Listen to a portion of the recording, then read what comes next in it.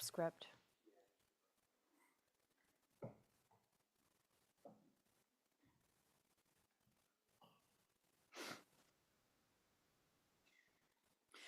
Good afternoon. This open meeting of the Board of Appeals is being conducted hybrid pursuant to Chapter 2 of the Acts of 2023. Ensuring public access does not ensure public participation unless such participation is required by law.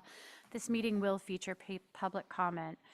For this meeting, the Zoning Board of Appeals is convening in person and by video conference via Zoom app as posted on the town's website identifying how the public may join. Please note that some attendees are participating by video conference. Please be aware that other folks may be able to see you, and take care not to screen share your computer. All supporting materials that have been provided members of this body are available on the town's website unless otherwise noted. The public is encouraged to follow along using the posted agenda unless the chair notes otherwise. Okay.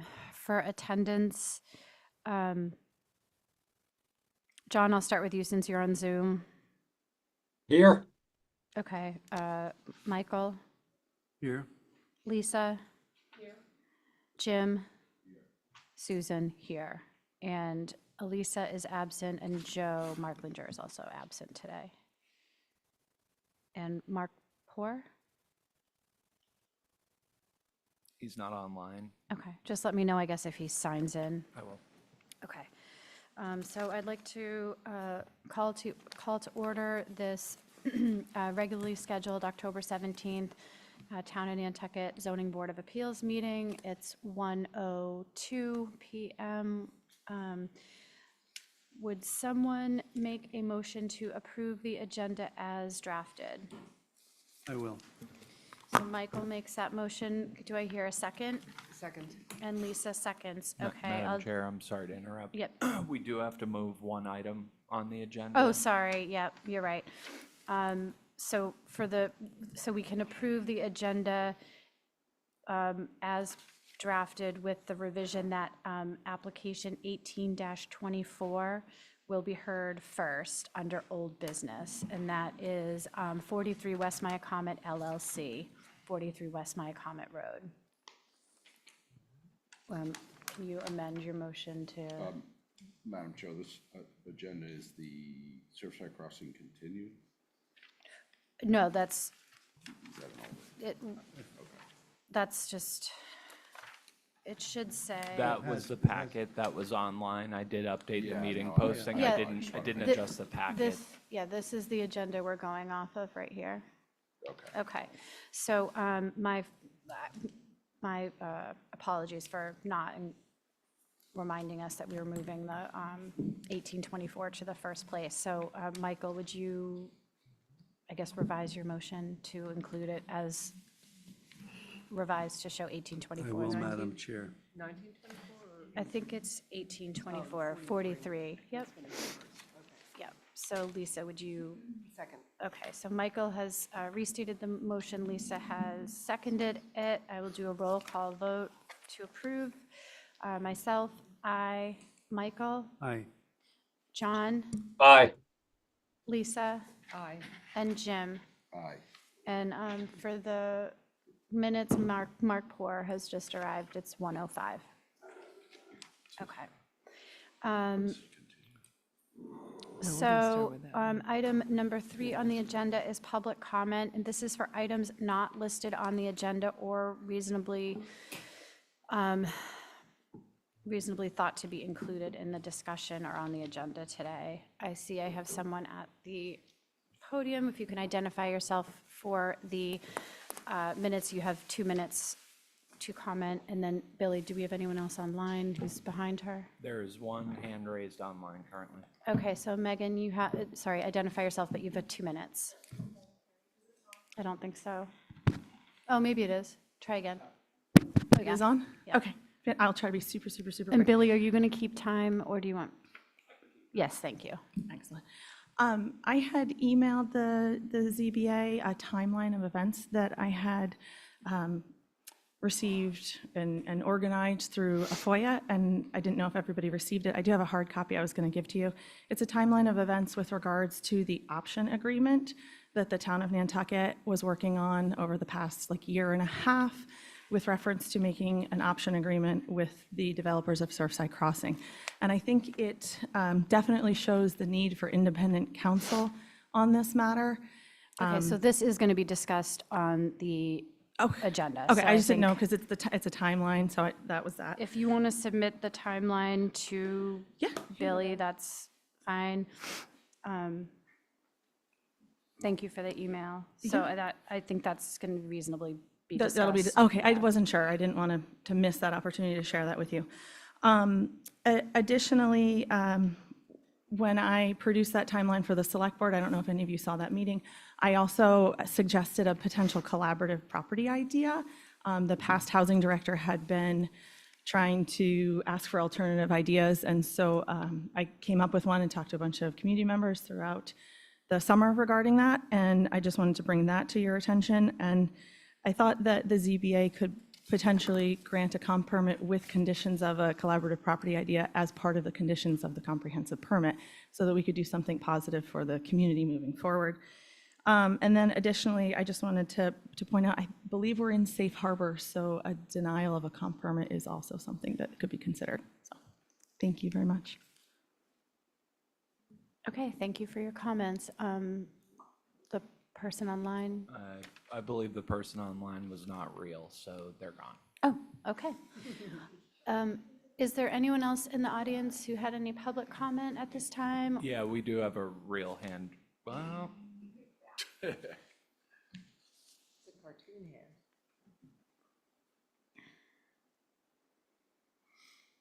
Diane did have her hand raised for a moment, but it went down.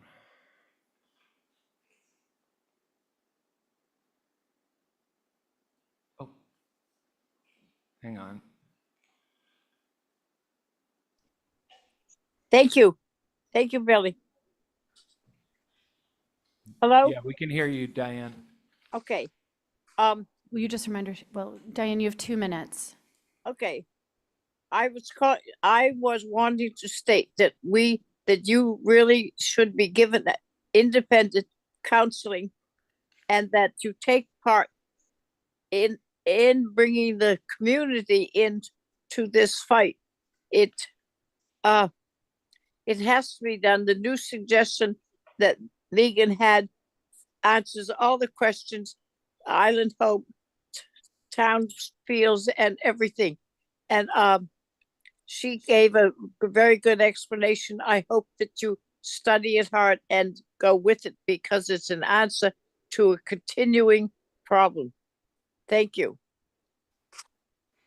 Thank you, Diane.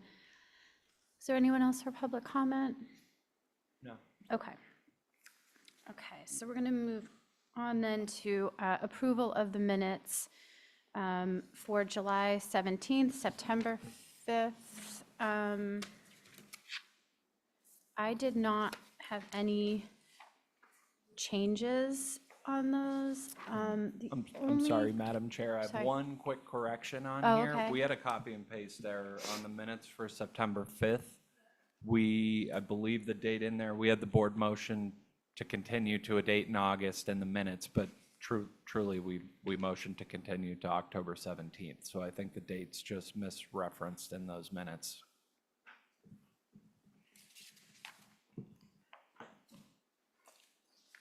Billy. Oh, okay, I see, right, motion number 3, yep, okay. All right, so other than that, the only thing I had was one comment that on page 7, for application 1424, 10 Main Street and 1 Gully Road. It's not really for the minutes, but it just reminded me that to follow up with you and the applicant on the right of first refusal to Sconset Trust, which was a condition of their decision. So I'll follow up. I have a note, but if you can also make a note so we I connect will. on that. Okay. But other than that, I didn't have any comments or corrections or anything. They look great. Did anyone else have anything on the minutes? No. I'll make a motion to approve. All right, so, Submitted so with Lisa, the corrections that Billy mentioned. okay. Lisa makes the motion to approve the minutes with that correction for the September 5th motion. Do I have a second?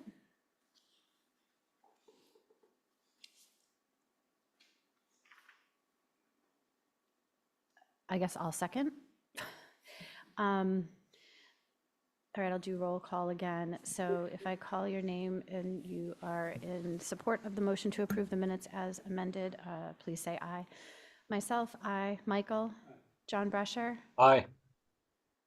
1, 2, 3. Lisa? Aye. Jim? Aye. Okay. So now we can turn to the first, oh, you know what, sorry, I didn't say September 12th. I missed that at the top of the page. I didn't have any changes on the September 12th minutes either. Would someone make the motion to approve those? I'll make the motion. Okay, would someone second that motion? Second. Okay, so Michael seconds it. So again, I'll do roll call for the approval of the minutes of September 12th, 2024. Myself, aye. Michael? Aye. John? Aye. Lisa? Jim? Okay, so now we're going to take application 18-24 under old business, 43 West Maya Comet LLC, 43 West Maya Comet Road. Attorney Stephen Cohen presenting for the applicant. Oh, There keeps being a raised hand, but public comment has ended, and until there's a next comment period, I don't think we need to take this hand. I'm not sure who Okay. Mia Richard is, but she showed up after I started removing Mr. Salmon, or however you pronounce that name. okay, I would say if you have a question about procedure, just enter it into the chat. Otherwise, if it's about an application, there will be a comment period for the audience in the applications. Okay. So, yeah, so 1824 is moving to position number 1. That starts at page, 19, I've lost my staff report. 19.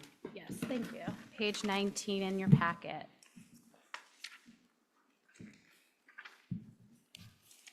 And sitting on this is myself, John Brescher, Elisa and Joe are not here.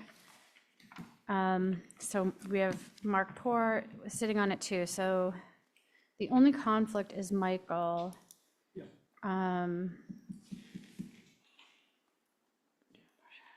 Lisa and Jim would need to Mullen in, correct? Or you were here? Okay. And Jim, Lisa were you was, here? Lisa was present for the meeting, Mark Poor was present for the meeting. Yeah, so- Mark's sitting on it. Yeah, Okay, so 1, 2, 3, 4. and John was sitting. John Brusher, yeah, so I have myself, John, Mark Poor, and then Lisa is gonna sit, and then was Jim here? No. No, okay. So we have 1, 2, 3, 4.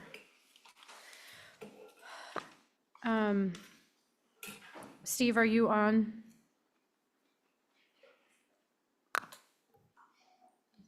I've moved him over. Stephen, you're muted.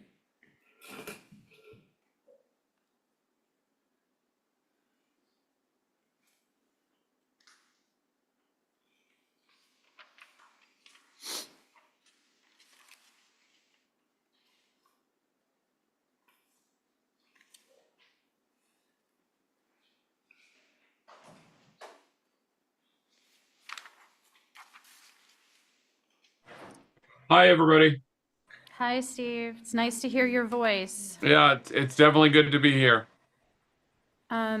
So unfortunately, Elisa Allen is sick today, and Joe Marklinger had something come up and couldn't be here. So you have 4 people.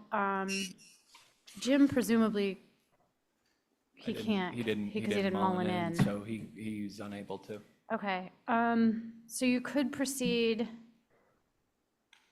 with 4. Yeah, I think I'll proceed and we'll see how it goes. Okay, because we can always continue if we have to, Yeah. or we'd have to do the, yeah, we just have to get an extension. All right, so let's proceed and we'll see where we get, Steve. No, I'm Yeah, sorry. I Okay, agree go with ahead. that. Stephen, there is a hand raised. John Robinson, is he part of your team on this? I don't know who that is. Okay, I thank think you. we're just getting pranked. Okay, so Attorney Cohen, you have the floor. Okay, thank you. It's good to be here. I am going to do something I don't usually do for the zoning board, which is to go through the rules a little bit, because this, I believe, is only your second time ever hearing an MMD application, and it's a very unusual situation. As you know, there are no other districts in which a residential development requires a special permit. But in the MMD district, which you know is 10-acre zoning, anything that is more than 800 square feet of ground cover and at 400 square feet of impervious surface requires a special permit. And those used to be granted by the planning board, although now they're granted by the zoning board. If the zoning board is going to grant a special permit, it does it under a site plan review, which again is usually something done by the planning board, but I'm sure you guys can handle it. There are 4 rules in the bylaw that we need to be aware of. The first rule says that you are to maximize the protection of endangered plants and animals by making sure that the houses or structures are the maximum distance away and that there are controls on the dates of construction. And so the bylaw clearly says what you're supposed to protect and how you're supposed to protect it. Now, in this particular case, we happen to have a MISA approval letter, which means that the Mass Department of Environmental Protection that governs protected endangered plants and animals has ruled that this application is okay. You certainly can take your own look at it, but we'll have Brian Madden weigh in on that in a little bit. The second rule is that you are supposed to protect scenic views of the moorlands and heathlands, and you're supposed to do that by controlling where the structures are located to make sure that they are clustered within a lot and also clustered with off-site structures. And in this particular case, this structure is all the structures are clustered on the lot, and it is clustered with the 2 other houses that are on nearby lots, one to the west and one to the north. This lot is a massive lot, you know, several acres, and the house could be located much closer to the water if we weren't doing that. But we have, you know, according to the rules, clustered the structures near off-site structures. The third rule is that you're supposed to protect moorland and heathland vegetation and landforms by minimizing the amount of extraneous landscaping, fencing, driveways, and those parking areas, and those kind of things that can be a disturbance to the natural landforms. But it says you're supposed to do that by limiting the amount of disturbance to indigenous vegetation and landforms. So it's not that those things are bad, it's just that they're not supposed to disturb existing indigenous vegetation. So what we have here is a proposal in which the house is essentially in the location of the current house. We are proposing to rotate it a little bit to get a better view of the water. And we're proposing to move it a little east, which is away from the moorlands and wetlands. And we are proposing, structures that are consistent with what's there now and what's in the neighborhood. And Jesse's going to go through the details of those for me. But basically, we think that this application is in compliance. We're also proposing something that's not required by the bylaw, which is to give back some disturbed area and have it be revegetated. So Jesse will go through the details of what we're actually proposing.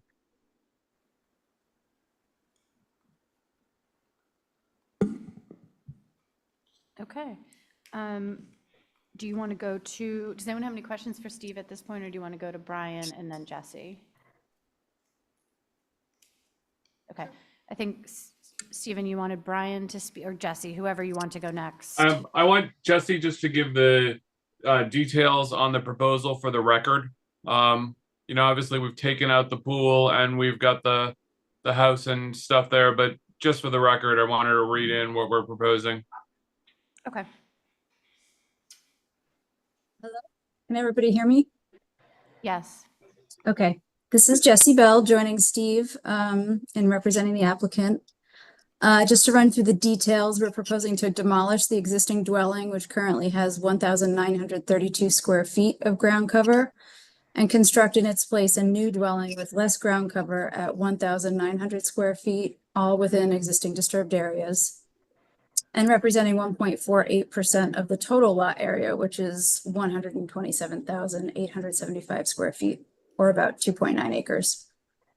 We're also proposing to reduce the amount of existing decking from 1,077 square feet to 1,066 square feet. Again, all within existing disturbed areas.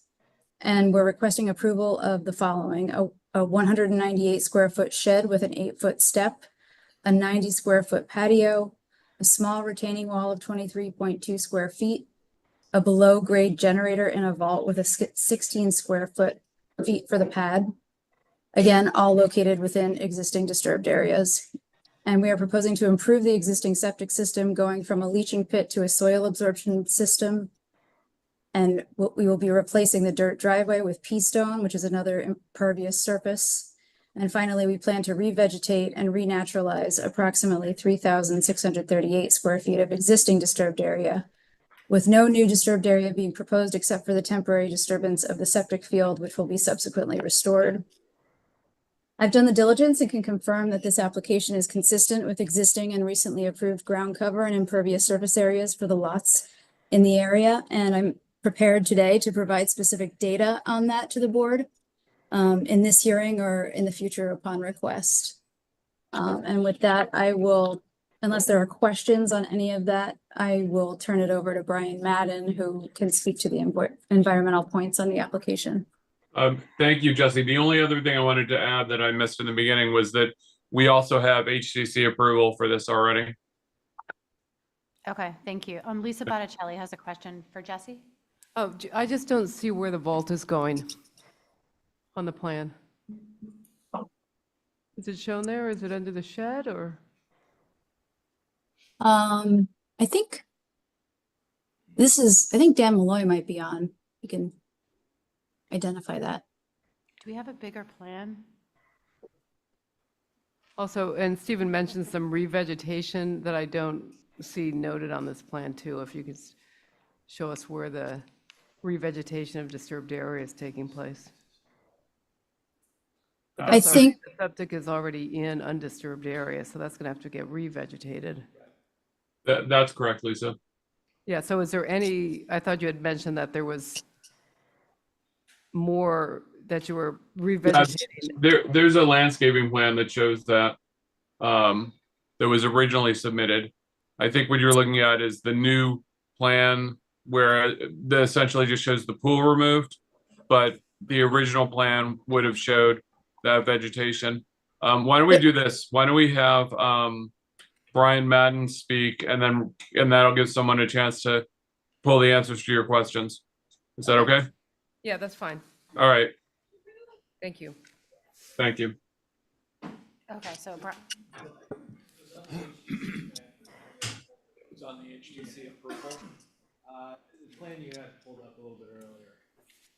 Let me just try to find it here and I'll pull it up on the screen. all But right. it's part of the HTC, you're saying? Page 23? Maybe? Okay. Brian, if you can just introduce yourself for the record, that'd be great. Thanks. Brian Madden from LEC Environmental Consultants, Senior Wildlife Wetland Specialist Scientist. So we had submitted a report back in March addressed to the Planning Board before it was transitioned to the ZBA.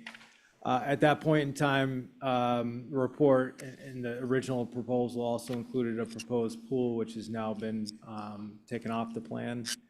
But what I'll do is just kind of highlight some of the broad strokes to our analysis and conclusion that the project has been carefully designed to comply with the MMD performance standards. As Stephen had previously mentioned, the project had previously gone through natural heritage review and approval process. The project itself is concentrated redevelopment within previously developed conditions. The only alteration of any naturally vegetated areas is associated with the septic installation, and that is all just temporary work. The soil material, the topsoil will be taken out and stockpiled, and then once the system is installed, placed back over to retain that native seed bank. And then the area is going to be revegetated with a natural seed mix and maintained as meadow-type conditions. That temporary alteration is 4,800 square feet, as shown on the plan. The proposed revegetation areas that you can kind of see here crosshatched or kind of stippled in the light gray, those are the revegetation areas that cumulatively total 3,638 square feet. They were identified as a renaturalized area on the HCC plans. We are proposing to plant a combination of black huckleberry, bayberry, inkberry, switchgrass, black cherry, and pitch pine. So all native vegetation that is occurring within existing lawn areas to bring that naturally vegetated area in. As I said earlier, as it relates to the rare species, we did get an approval from Mass Natural Heritage. They did stipulate a few conditions as it relates to symbolic fencing, the placement of a compliance report when the work is complete, and just basically a memorialization that the limits of work, that no work or other alteration can occur outside of that limit of work. We are committed to retaining that native seed bank within the septic area and renaturalizing that area for that minimal alteration, temporary alteration. But the site itself, sits, it's kind of an upside down backwards L. So the house is at the northerly portion of the property with a big long extension to the south that comprises a little over 2 acres. That as part of the project, the applicant is proposing to permanently restrict any development in that 2-acre footprint. But otherwise, the redevelopment is concentrated within the existing developed footprint. It is rotated slightly and shifted, but that has no material impact on the surrounding MMD natural habitat areas. The project does not serve to fragment the landscape in any manner. There are homes immediately abutting to the west and to the north. And as Stephen had mentioned, with that shift a little bit to the east, it does provide some additional setback to the larger smooth hummocks coastal preserve lands owned by the land bank that comprise over greater than 400 acres. So as proposed, we had stipulated a few conditions to help ensure the protection of the natural habitat areas, excluding the original pool best management practices.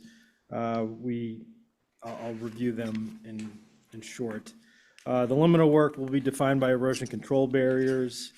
Construction vehicles will not be permitted to park along the driveway or roadside edges where you often find a lot of these rare plants that occur within the MMD. Auditory screening and dampening will occur with the generator. And I believe Dan will circle back on that question that was just asked. Exterior lighting, obviously with the removal of the pool, there's less exterior lighting, but anything that is being proposed in and around the dwelling will be down directed. It's going to be integrating dark sky compliant principles and will be installed in compliance with town code.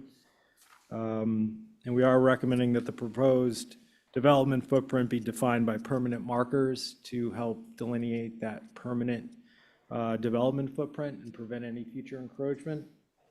But as I said initially, the project has been carefully designed to avoid any adverse effects to the surrounding natural habitat areas within the MMD. The letter goes into further detail on the specific compliance with the performance standards, and I'd be happy to answer any questions on that end.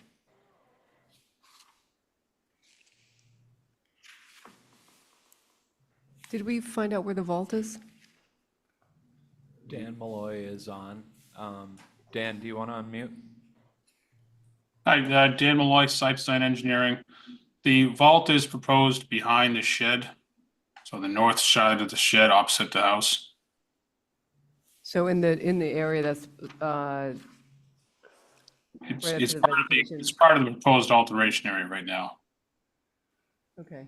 Can that be shown on a plan with a size? Absolutely. Yeah. It's about 16 square feet, but we can absolutely, yeah, we can definitely update the plan to show it. I'm sorry that it's not there, but, I think where the tail of the house is, the old, the green one, the old house is where we're talking about, right? Right where the old house hits the shed in the back, looking at the Yeah. plan, back left corner of the shed and the house. Yeah, okay. So we'll definitely update the plan to show that.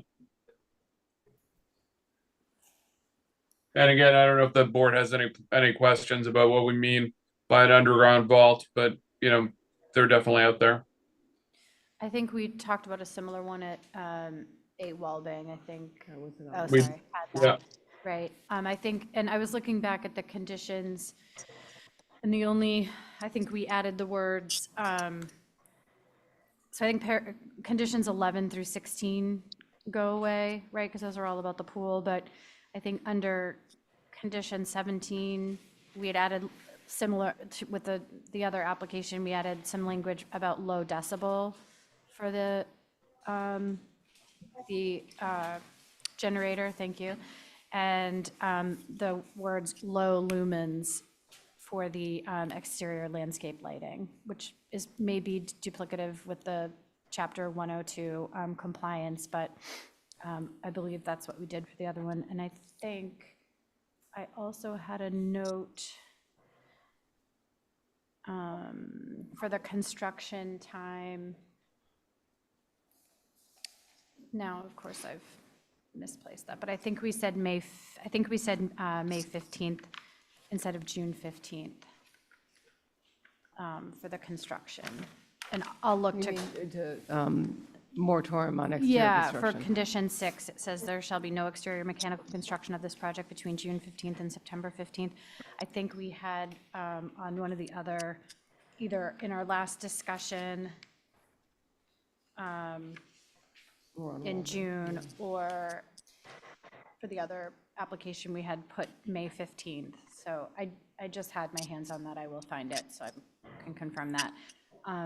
And then, Brian, I don't know if they're included already in the conditions that were proposed for this board, but I would like to see, if they're not, like a condition 20 that says, or list out the conditions of Mass Heritage and have those in our, if we said, condition 20 in compliance with Mass Heritage conditions.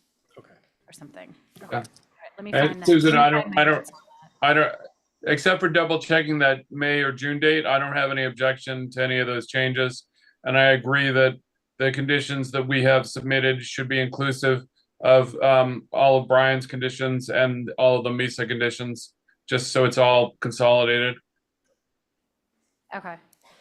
I have another question. Okay, Lisa has another question. Maybe not necessarily for Brian, but why do we need a retaining wall here? I'll defer to Dan on that. And where are you looking exactly? It's bordering the Pea Stone patio. I see it on the landscape plan. I just don't know that it's necessary.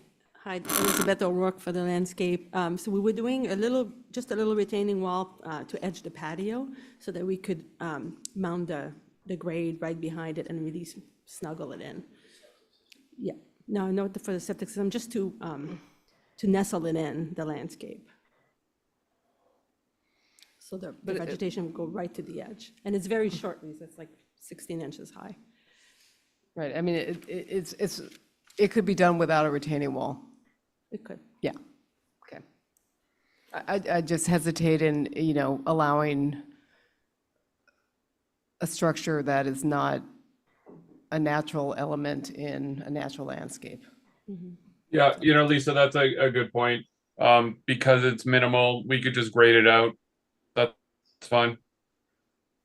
Does that work for you, Lisa?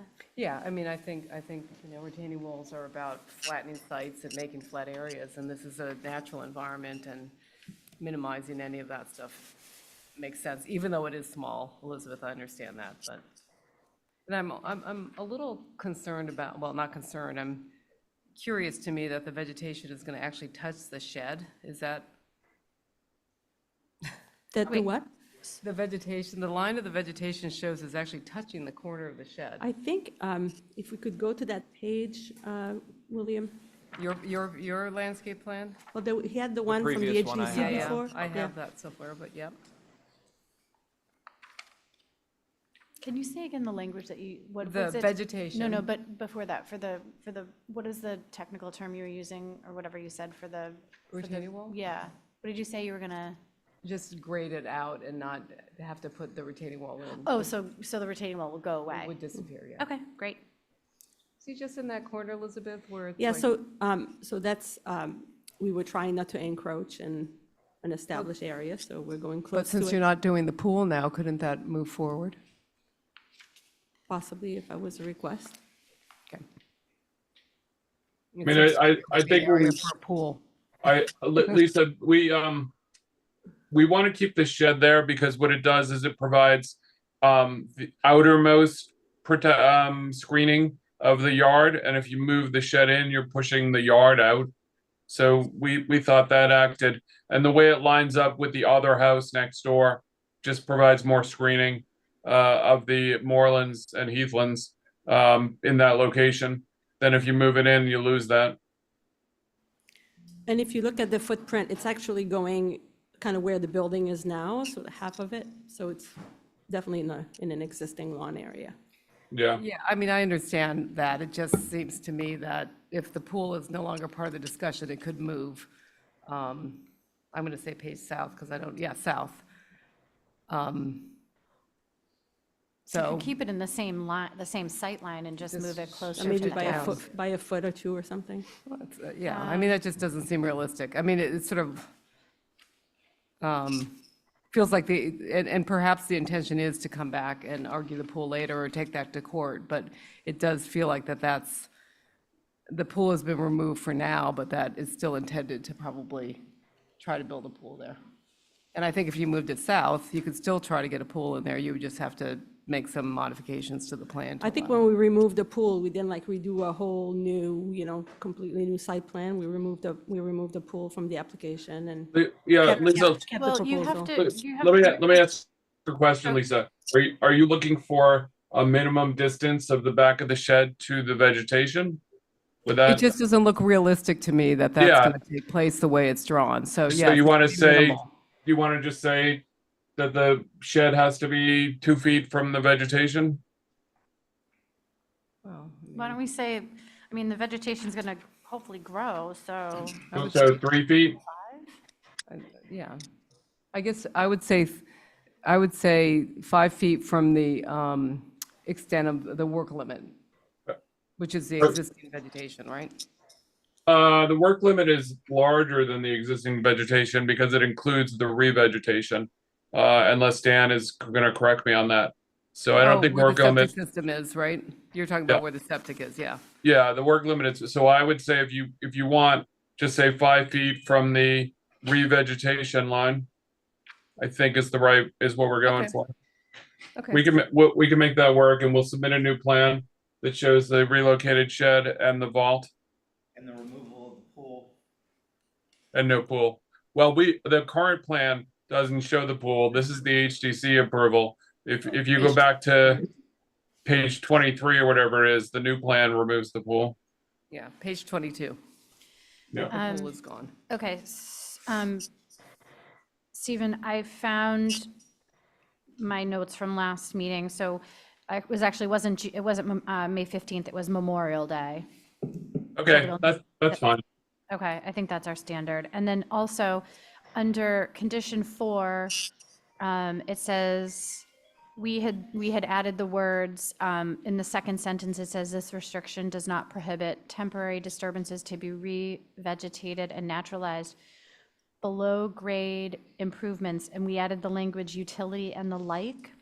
Yeah, And then also, in talking about the generator, the reason it's not on the plan is because we talked about in that meeting, condition 17, I have crossed out the words below grade. We have, the generator shall be installed and maintained in or under the shed. you're talking about from 8 Wallbang. You want to borrow that condition? I think, I don't know, I think these, I mean, we could make that work if that's what the board wants. I'm not gonna. Everything you've said is fine. okay. So No, if you this is, want to, this is, these are my notes from 43 West My Comet. oh, there. Okay. Yeah, they're from But the June meeting. okay, then that's why the vault isn't shown. It's going to be in a crawl space under the shed. Okay, That's fine. That's no problem. okay.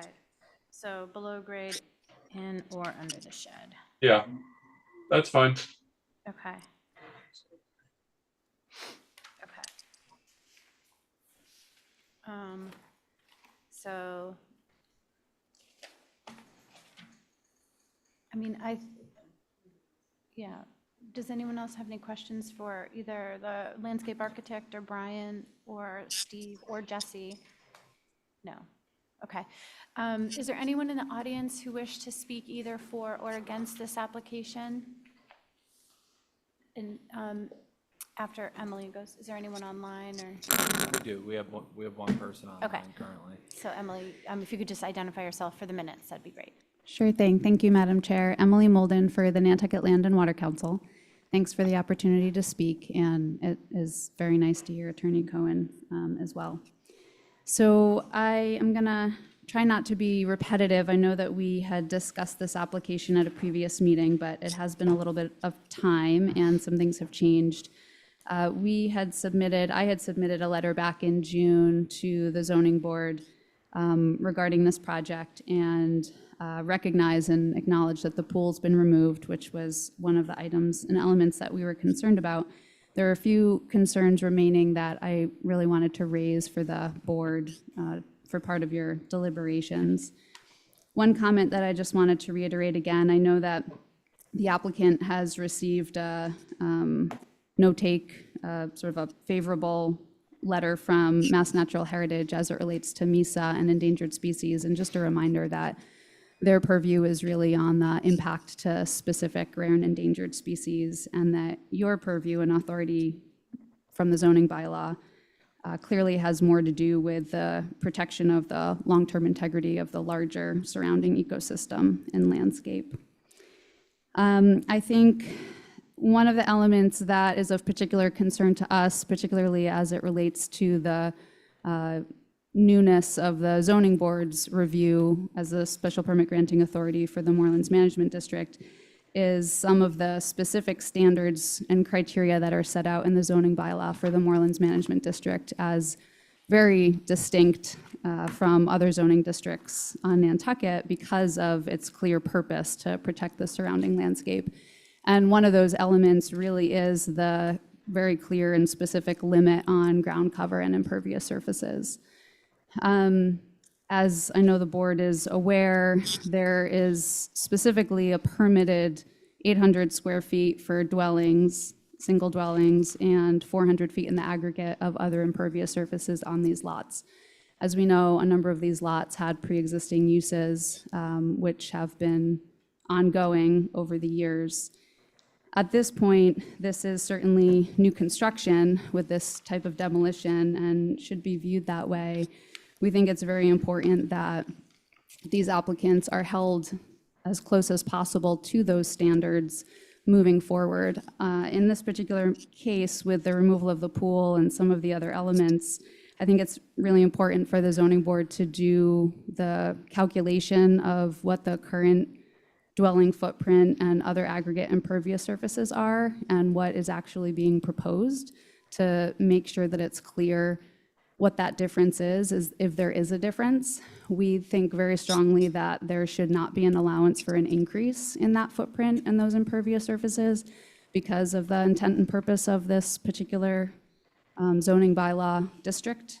I believe that there's, in this case, it's probably around 300 feet, and I understand that that's primarily in disturbed areas, but I think that it becomes very difficult if the zoning board is going to begin to allow for any increase in impervious surfaces in this district. What becomes too much? What is okay for an increase? There's a big gray area there, and I think that in an instance like this, where the existing footprint already far exceeds what the permitted use of the zoning district is, that the applicant should be held to the same standards. They're essentially looking for zoning relief by extending the pre-existing non-conforming use on the site, but also looking to get a special permit to exceed the ground cover and the impervious limits. And I think that one way to square that is really just to limit them to what already pre-exists on the site. There were just a couple of other points. Certainly, we support a number of the conditions that have been proposed around adherence to the dark skies bylaw. I think it was made pretty clear that the area that needs to be disturbed for the septic system is being proposed to be revegetated and restored. I think it would be appropriate to have a condition that that be allowed to naturalize and not be maintained in an ongoing way. I also think it's important to condition no imported fill or topsoil be brought onto the site and to just use what's existing as much as possible, because there's very low number of invasives out in this area, and it's so easy to accidentally import seeds and materials from other locations. So I think that condition would be appropriate as well. And I'm happy to answer any other questions. Thank you very much.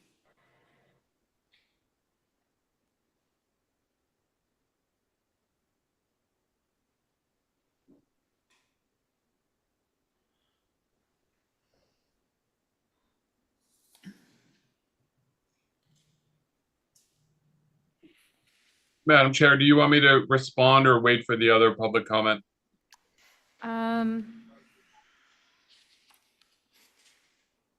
Let's have the other public comment.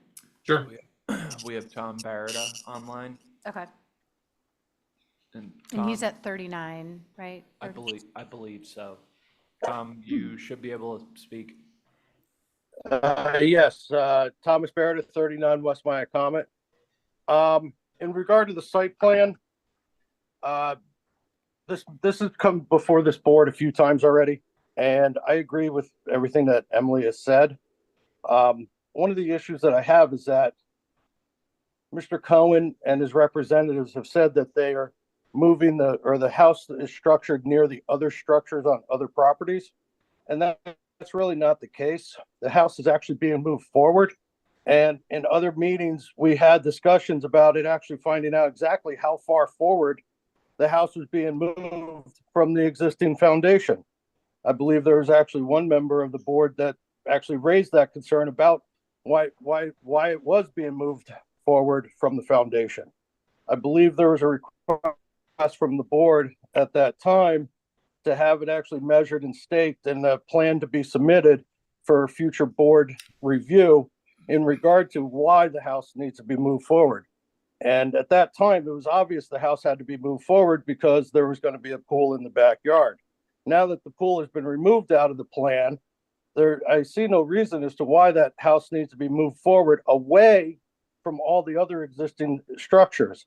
The other thing is the Moreland Management District is the only zoning laws or rules that actually has scenic integrity written in there. Now, Mr. Cohen's going to probably say that you can't have scenic integrity for private property uses and whatnot, and that every house out there has a great view or whatnot. Well, the thing is that all those houses were placed in a row, and they're pretty much all in a row. By moving that house forward by anywhere from 30 feet, that changes the sight line of that scenic integrity from when you're looking from across the pond or down the road. So I'd like the board to really, investigate as to why that house needs to be moved forward now. And the other issue, which has been solved by the generator being in the shed, was if it was in a ground vault behind the shed, that shed wall would act as a sound buffer that would cause all that sound to be pushed into the moorlands and literally disturb the habitat that exists there. We do know that noise travels. I used to be able to hear Cisco Brewery from my backyard on Sundays.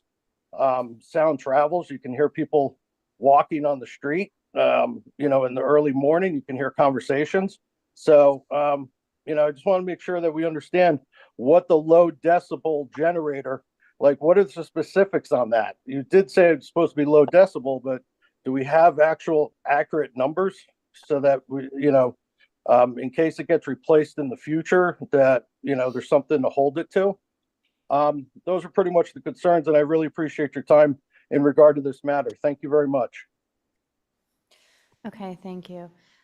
He brings up a good point about the location of the house and it being rotated now that the pool is no longer there. So, Steve, do you want to address Emily's concerns and? Yeah, I'm happy to address all those concerns. Emily's two concerns about, or conditions about, the septic system revegetation was fine, and then I think she had what was the other one, Emily? About the topsoil? Yeah, the not being topsoil. brought Yeah, in. I think those are both fine. So I want to take a chance to agree with them. The house is being rotated and moved so it has better water views, and it's not interfering with anybody's view of the scenic moorlands or heathlands. It might interfere very slightly with Mr. Barada's personal view from 39, which I think is like 800 feet away or some ridiculous amount away. But that's not the view the board is supposed to be protecting. It's about the scenic views of the moorlands and heathlands, which are not really impacted by this 1,900 square foot house being rotated slightly to get better water views. And I think what's really important is that the bylaw allows for essentially development within the currently disturbed area. And we're sticking substantially within that, or 100% within that, but substantially within the foundation of the existing building. Now, the one thing I do want to address is Emily's point about the bylaw, because frankly, I think it's a grave misunderstanding to suggest that the 800 square feet and 400 square feet are some kind of limit, and anything above that should be not allowed. That is not remotely what the bylaw says, and frankly is a gross mischaracterization. The bylaw sets those numbers as the minimum amount required to trigger a special permit. There are no houses in the area that comply with those limits, because they're not limits, and the board has never applied those as limits in any of the permits that it's issued. And to change the rule now, to change the bylaw now, would be probably illegal and definitely unfair. So, the board should not be looking at how close we are to 800 or 400. The board should be looking at what's there now and what's proposed and what's existing in other lots and what's been approved by this board and the planning board in the past. And I think what you'll see is the house is slightly smaller than the existing house, 930 down to 900 square feet, 1900, 30 down to 1900 square feet, and that the amount of other impervious surface is extremely minimal. And and reduced by eliminating the vault and eliminating the retaining wall, and is not in non-compliance with any of the bylaws. So I think that we are, very much in compliance with the bylaw and consistent with permits that this board and the planning board have issued, and consistent with other houses in the neighborhood that are already, or lots in the neighborhood that are developed. And I'm very confident that the numbers would show that if the board wants to see more paperwork.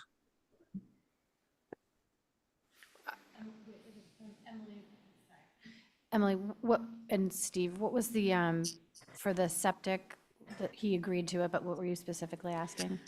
I had suggested allowing or restoring the area and allowing it to renaturalize without ongoing maintenance, so mowing. Yeah. just making sure Where the that's- septic is? Yeah. Yeah, I think what she wants is us not to like mow it or whatever and that prune it, and that's fine. Okay. Just on, can I make one comment on that point? Yes, sure. I don't think there's any issues allowing it to naturalize a little bit more, but the mowing will need to occur over the leach field. We can't have woody species compromising the system at all, so. So you could create a path in. Yeah, just I think mow it could the be field. minimized, and those permanent markers that I was talking about need to be, would be installed on that, looking at the image, the right-hand side of it, so between the house and the septic. So that would be a naturalized area that would not be mowed than absolutely necessary above the leach system itself. Okay, so I think we'd be good with that as long as we can remove woody species from above the leach field. Then, you know, where other, like if there's a larger disturbance to overdig or whatever, we'd certainly, you know, let that renaturalize. Okay. Maybe limited to annual mowing, if that's appropriate. Annual Yeah. mowing, okay.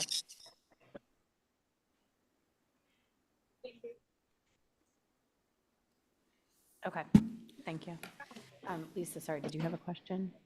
No. Okay. No. Well, no, I had a comment, actually. I just think it would be helpful to have on the plan all the existing impervious materials and the proposed, as well as the decking. And is the pea stone patio considered impervious, or is that considered pervious, so it's not part of the calculation?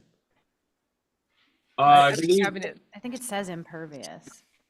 it says pea stone patio. I know, but on one of the, on somewhere in here, the Okay. stone patio is impervious, sorry, but I think it says the pea stone, which is not impervious. Well, where is the stone patio? There is no stone patio Stone- left. It says, well, then that one just crossed off Right. then. So I think on the site plan from Dan Malloy, it would be helpful to have all the data of what's existing and what's being proposed, so that we have it very clear on a site plan that we're approving to show the variation between existing and proposed. And then there's no question, because I think there's a lot of interpretation, potentially.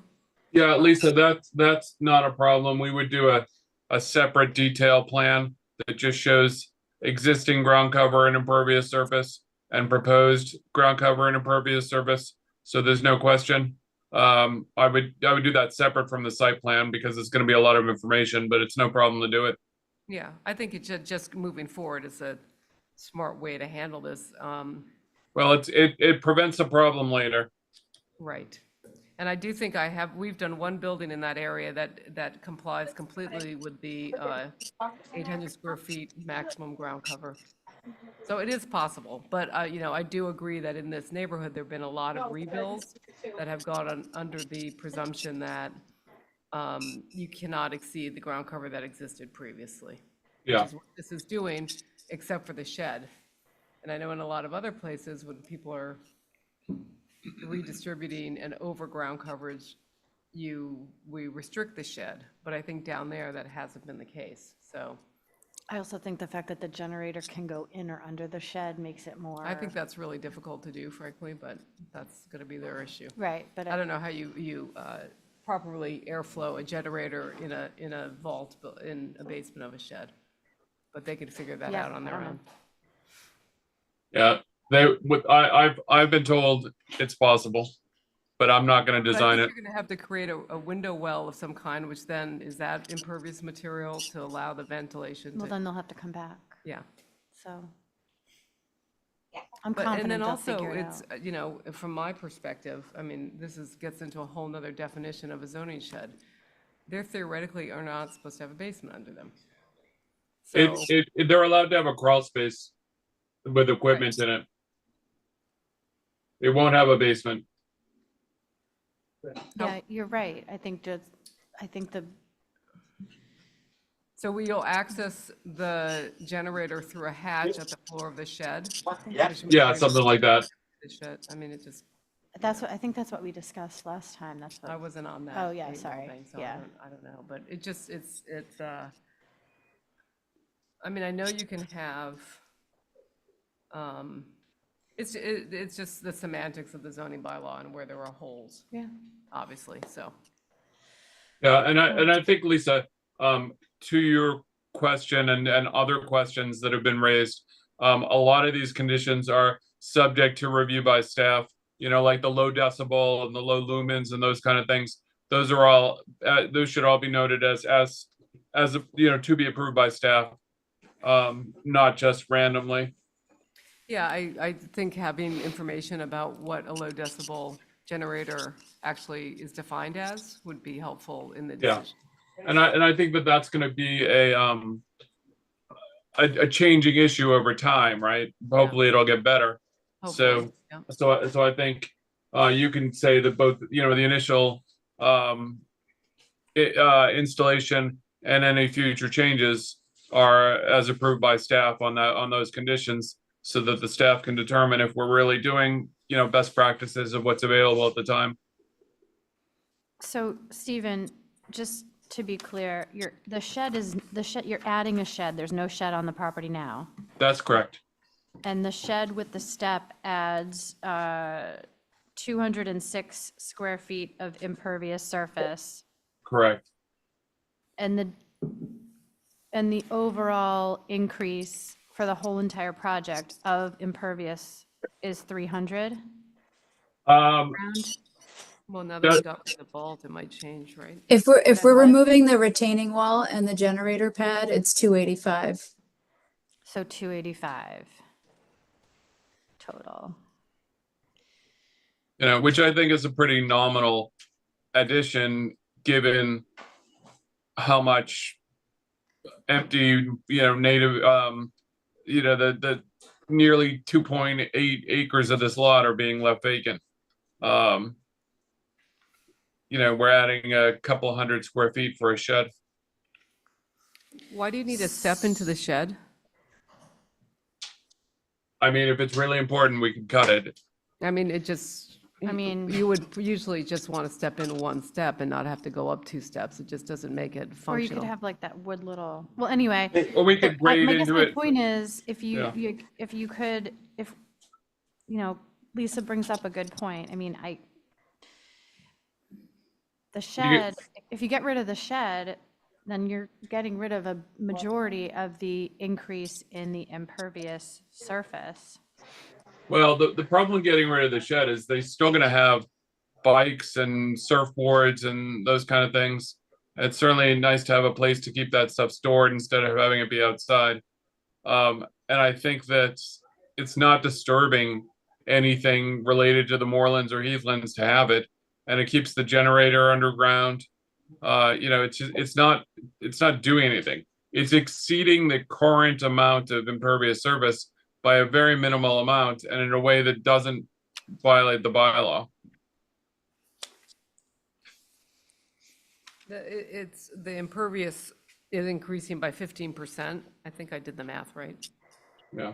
I might be wrong, but that's what I came up with. Is that right? Well, we could get rid of the step if you want to try and adjust the volume. I'm sure we can figure that out. Yeah. I mean, I'm sort of, I go back and forth on the shed because I do think that a lot of the houses down there have gotten sheds. Yeah. So, I mean, I think it's hard to all of a sudden draw the line. I think a Walbank got one. I know that a house I did down, I don't remember the address, he got a shed. I mean, his ground coverage was 1,500 that we didn't But exceed, but he did. A lot to the north got one. Yeah, so, Yeah, I'm just saying, like, I'm just trying to think about where we could minimize. well, they Because could they- make the house a little smaller. But, you know, is that, Because the existing footprint is larger than a lot of the ones that I've worked on, I think those are 1,500. Yeah, so it says the existing house is 1932, it's going down to 1900. Yeah. And the decking existing is 1077, going Going down to down to 1066. 1066. Yeah. But And then then we're adding on, the P stone, which is 90. so Steve, you're getting rid of the step, that 8 feet of, Yeah, if you want to get rid of the step, that's fine. It's certainly extraneous. It's certainly something I'm sure that Elizabeth can figure out how to work with grading or whatever. oh, yeah. And I just want to point out that on 8 Wallbang that you just approved, just as an example, I believe there was something like 1,875 square feet approved, and we came back with an addition for the shed and some other things of another like 250 or 300 square feet, and that was just approved in June. So the board has not been saying no sheds or objecting to that kind of number. But their shed, 8 Wallbang, their shed was already on the property, I think, when we did the site visit. It wasn't No, it wasn't. on the driveway? No, I mean, No. No, it's not existing. not constructed. Okay, okay. Just as an example. Okay. All right, I was just looking for a way to cut some. Yeah. John Brescher, do you have any comments? I'm sorry, I forgot you were on Zoom. No, I tend to agree with board. I appreciate that they've gotten rid of the pool. I think this is all I'm leaning towards this. I think it's a good compromise. I like the conditions we have on there. I'm generally okay with this.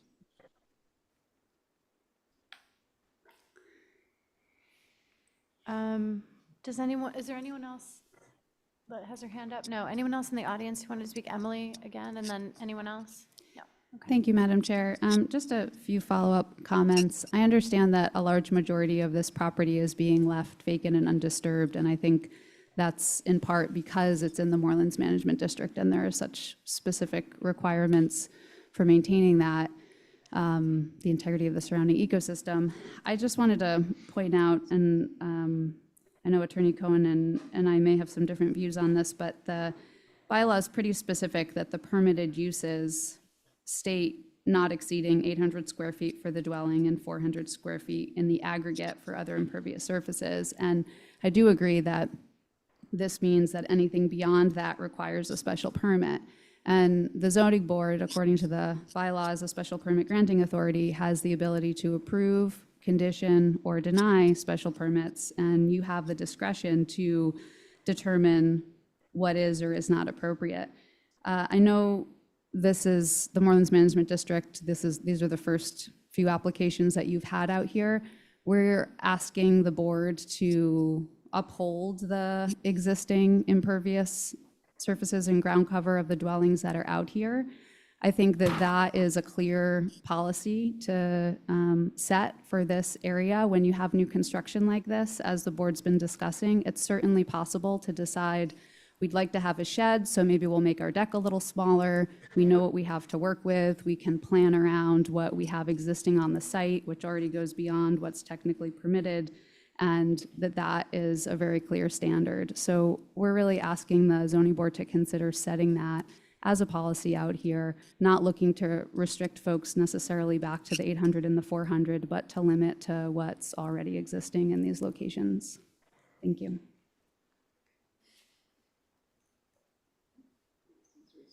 Yeah, I think Stephen, when you are putting together the new plan that's going to Yeah. show the shed moved, and a plan showing the existing versus proposed, Yeah. and the impervious existing and proposed, I would suggest trying to offset maybe the shed with Yeah. decking. It looks like there's a fairly large deck on the side of the house there.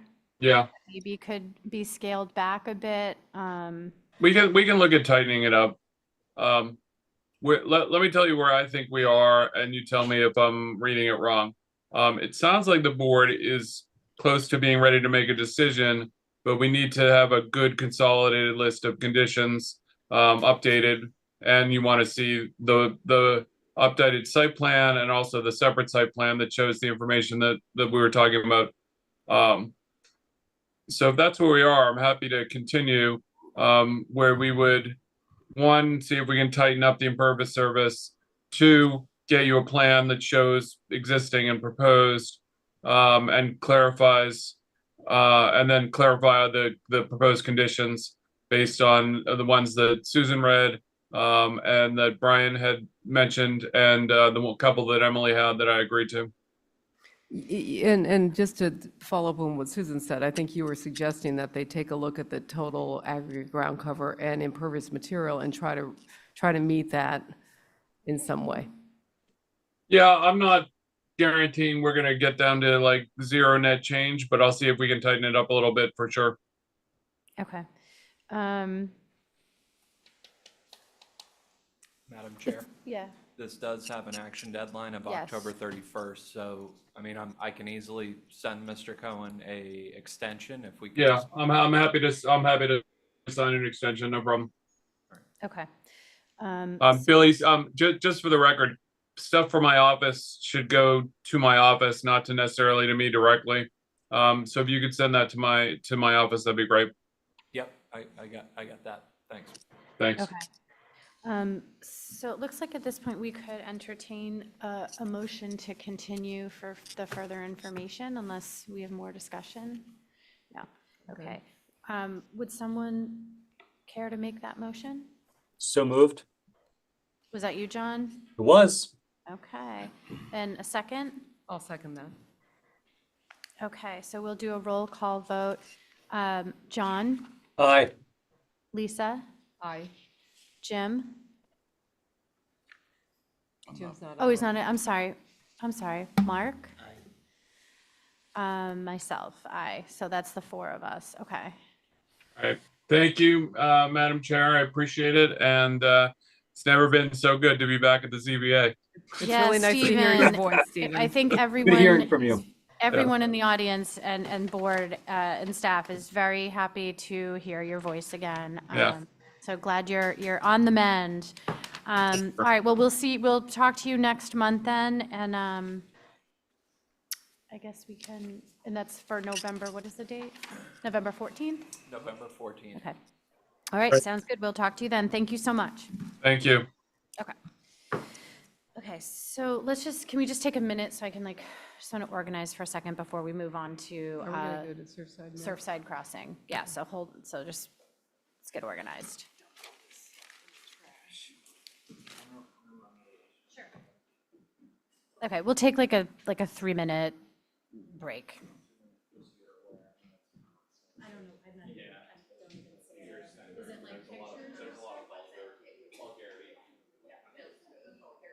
Perfect. Awesome. I never look back. Great.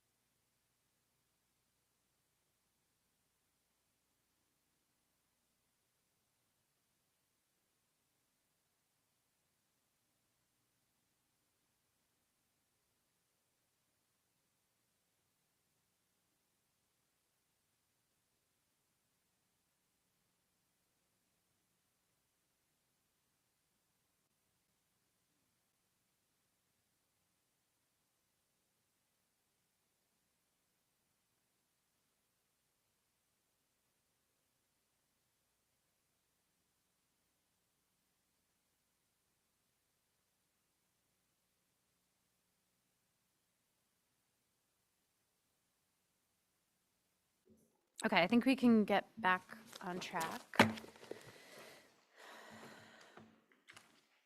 So the next application we're gonna hear, oh, is Megan not back yet?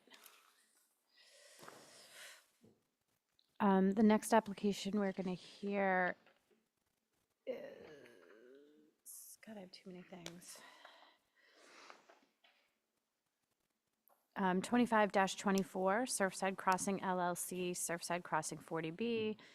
Attorney Haverty is representing the applicant.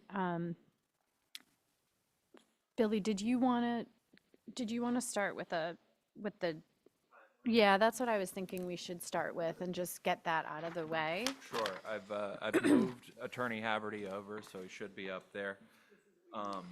So, yeah, so on the staff report, there's a list of just the dates that we've met and some proposed dates going forward and just where we're going to end up for when we have to close the public hearing. And then after that, 40 days to issue our decision. So that's kind of those are the bookends that we have. Correct. So Billy gave us sorry, I said, would you do this? And then I started talking. So Billy just gave us some proposed dates that we should look at now and try to nail down, at least nail down the, I think November and December would be helpful to nail Yeah. down right now. I wanted to add November 14th, we have an early stop time. We have 3:30 stop on that day because planning board's in here the same day on the 14th at 4 p.m.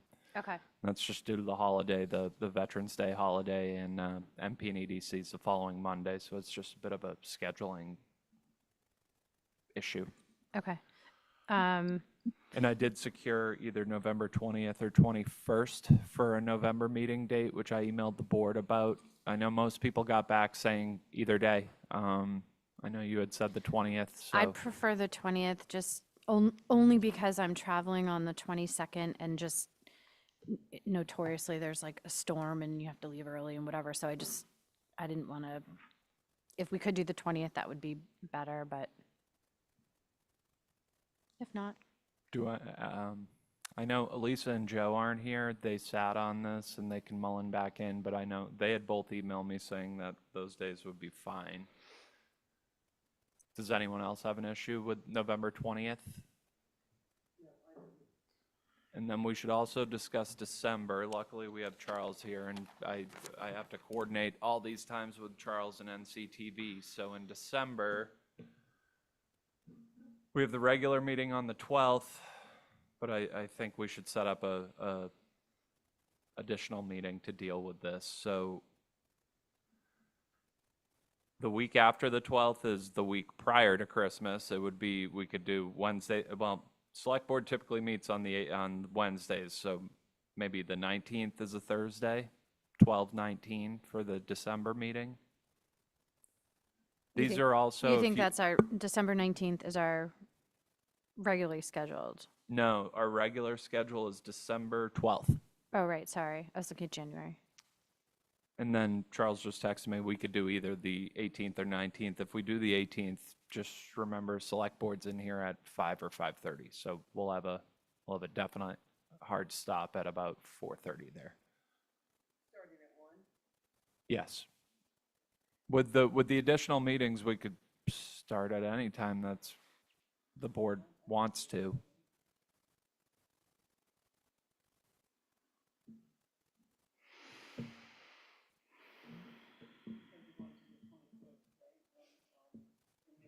No, the 20th. I'd prefer to do the 20th just because, yeah, just I have a flight the next morning from Boston, so. And if we do December 18th, it would be a 5 p.m. stop. We could do 1 to 5 on the 18th, or same time, 1 to 5 on the 19th. What time is the select board in here? 5:30. Okay.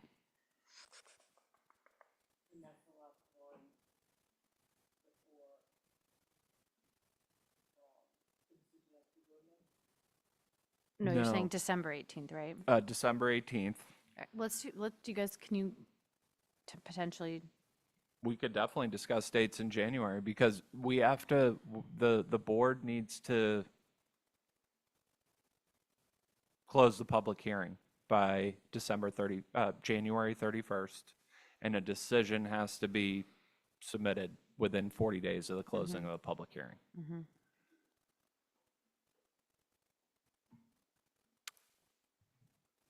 All right, so sorry, December 18th, you said we had 1 to 5. Yep, same with the November 20th, just so everyone is aware, that would be 1 to 5. And November 20th.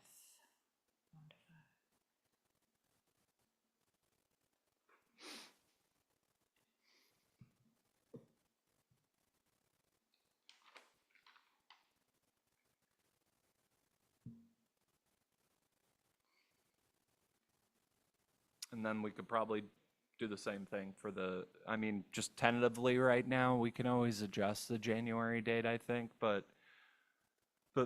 right now, the regular meeting in January is January 9th, so we could do the following week, the third week of January, and either the 15th or 16th is a Wednesday or Thursday.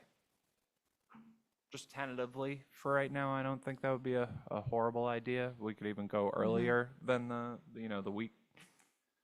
No, the week before is New Year's Day on Wednesday, so I think the week after the regular meeting's probably the good spot to land on there. And it does give us enough time. I could get another meeting together if the board needed one before the end of the month. I think the 15th or 16th works.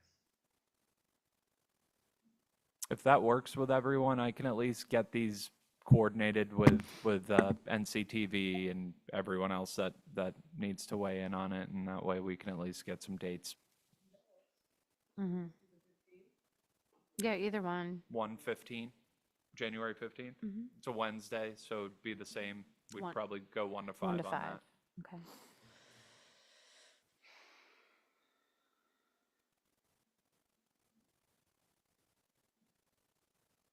Okay. All right, let's see if that works.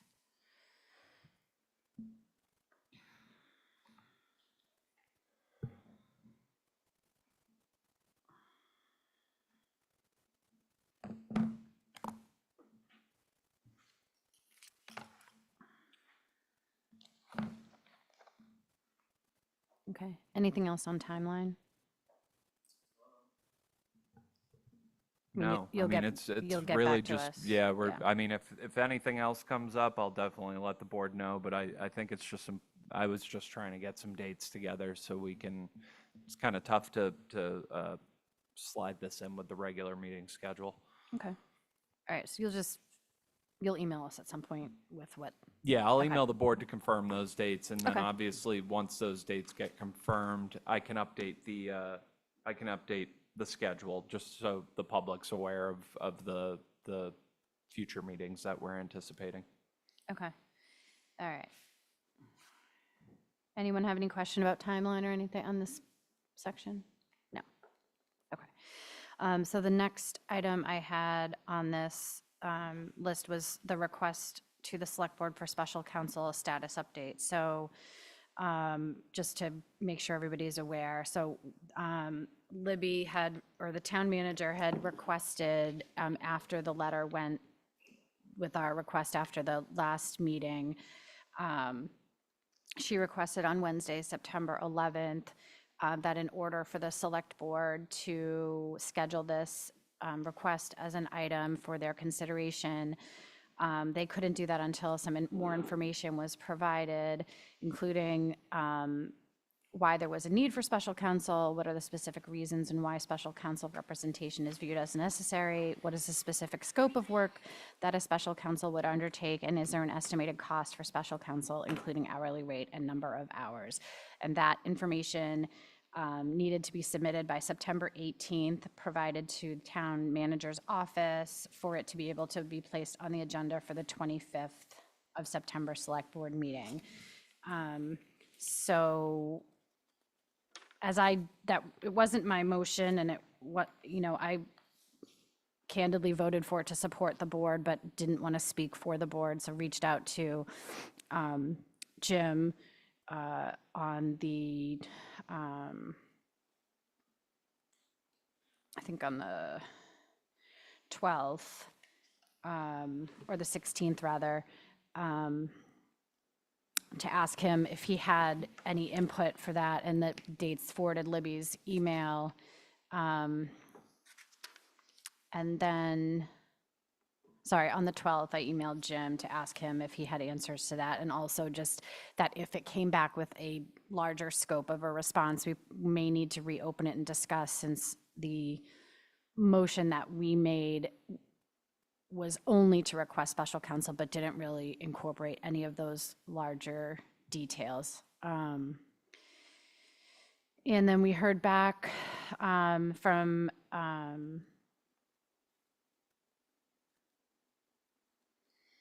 the select board that they wanted to hear the details of the request, like at a presentation at the select board meeting. On the 16th, I reached out again to Jim requesting again more detail. And then on the 23rd, Jim called and asked if we still needed that information. I said yes. Select board reached out to me on the 25th before their meeting asking if we had any update. And at that point, I still didn't. So it was, I believe they took no action, or I don't know if it was on the agenda, but that was the status as of this morning. Jim, right before we left, I did see that you sent an email back to the town manager, or like right before I left to come to the meeting. I printed it, but I haven't had a chance to read it. So I assume that this email you sent answers those questions. I hope. I sent it in response to this email that you sent, because I guess it might be confusion on my part, but I wasn't even aware that the board had set it up on its agenda on October 2nd. So I didn't know it was on the agenda for October 2nd either. So, you know, had I known that, had we been put in the loop on that? Well, you were. I emailed you and I told you, I emailed you the email that said they needed it by September 18th. And then you called me on the 23rd, 2 days before the 25th, and said, do they still need this info? And I said, they do. My understanding, when I read Libby's request, it was to meet the that particular meeting schedule, not that it was some set in stone deadline. Okay. And I don't interpret that to mean that in any way, which is why I sent this, because if that's how it's going to be viewed, I want to make sure that I send something. Yeah. Okay. So again, I didn't have a chance to read it. It's 4 pages long, but this probably goes outside. Well, I don't know, maybe. Well, Oh, Billy, no, you can- sorry. It's only 2 pages long. The rest, or 2.5. The rest of it is the other emails. And Billy, if you could send that to the rest of the board members. Yes, I too got that on my cell phone when I was over here, so I can easily forward that when I get back to the office. Okay. I mean, to me, it's a little unorthodox for a board member to make this request and provide the detail on behalf of the rest of the board, voting board. And I don't mind it, but I think we I'm not familiar with the protocols and of how to approach the select board, so. Yeah, I think based on the detail of what the town manager requested, I think we need to, I don't know if we abandon the other motion or if we do another motion, but I think it has to incorporate those details, because the motion that we made, I went back and looked at my notes, is basically like, do we want to motion to request independent counsel from the select board? And then the select board wanted all this other information, which we didn't even contemplate or discuss about, and people may have different ideas about that voted, may have different ideas about what that means. So I think I don't think it hurts if you want to make that motion. In that way, I can easily send a sort of a revised request letter and attach Jim's email with responses. So it should answer any of their questions. But I guess what I'm saying is then I don't know if the other member, like since the board members haven't gotten this yet, like Jim's saying, and I agree with him, like you don't want to just have one person speaking for the board. So if the motion or what the board is, if this is what the board is asking for, this is what the proponent of the motion is asking for. So I think board members should have a chance to review this and then be able to make an informed vote or say, I agree with 95% of this, but I think we also need to include this. You know what I mean? Since Libby did ask for specifics. I or- think the only issue there is we get into potentially going into a rolling meeting violation if we're gonna try to handle this outside of a meeting. It has to be in a meeting. It has to It be in a can't be meeting. outside a So I mean, meeting. we'd have to, and I mean, I could look into this. I could set up another meeting for, it's not like I'd have to advertise for it. It's just it would have to be posted Can 48 we- hours in advance, and perhaps we could just do a Zoom only for it, so we could just knock this thing out. Yeah. Can I ask, what, is this the first time, is this, sorry, thanks, Jim. Is this the first time that a board has asked for special counsel? I believe it's the second. I believe the So what Conservation Commission had done it previously. Okay, and they provided all this information? The board did, or did their administrator provide it? I mean, I would imagine the board did. I mean, I to be honest, I don't know. I Figure could out reach this out to stuff. Jeff Carlson and see how that went previously. What the email that came,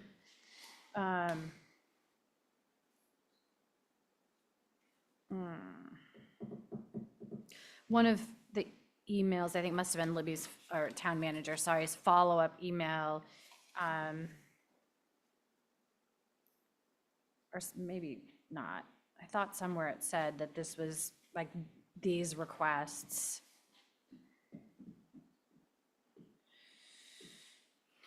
Were based on like the same information that they requested from, oh yeah, here it is, sorry. So yes, the email on September 16th says what she's looking for to explain the details of the vote as indicated, presumably was taken to make the request for special counsel, which we really didn't have many details because it was just a motion to ask for special counsel.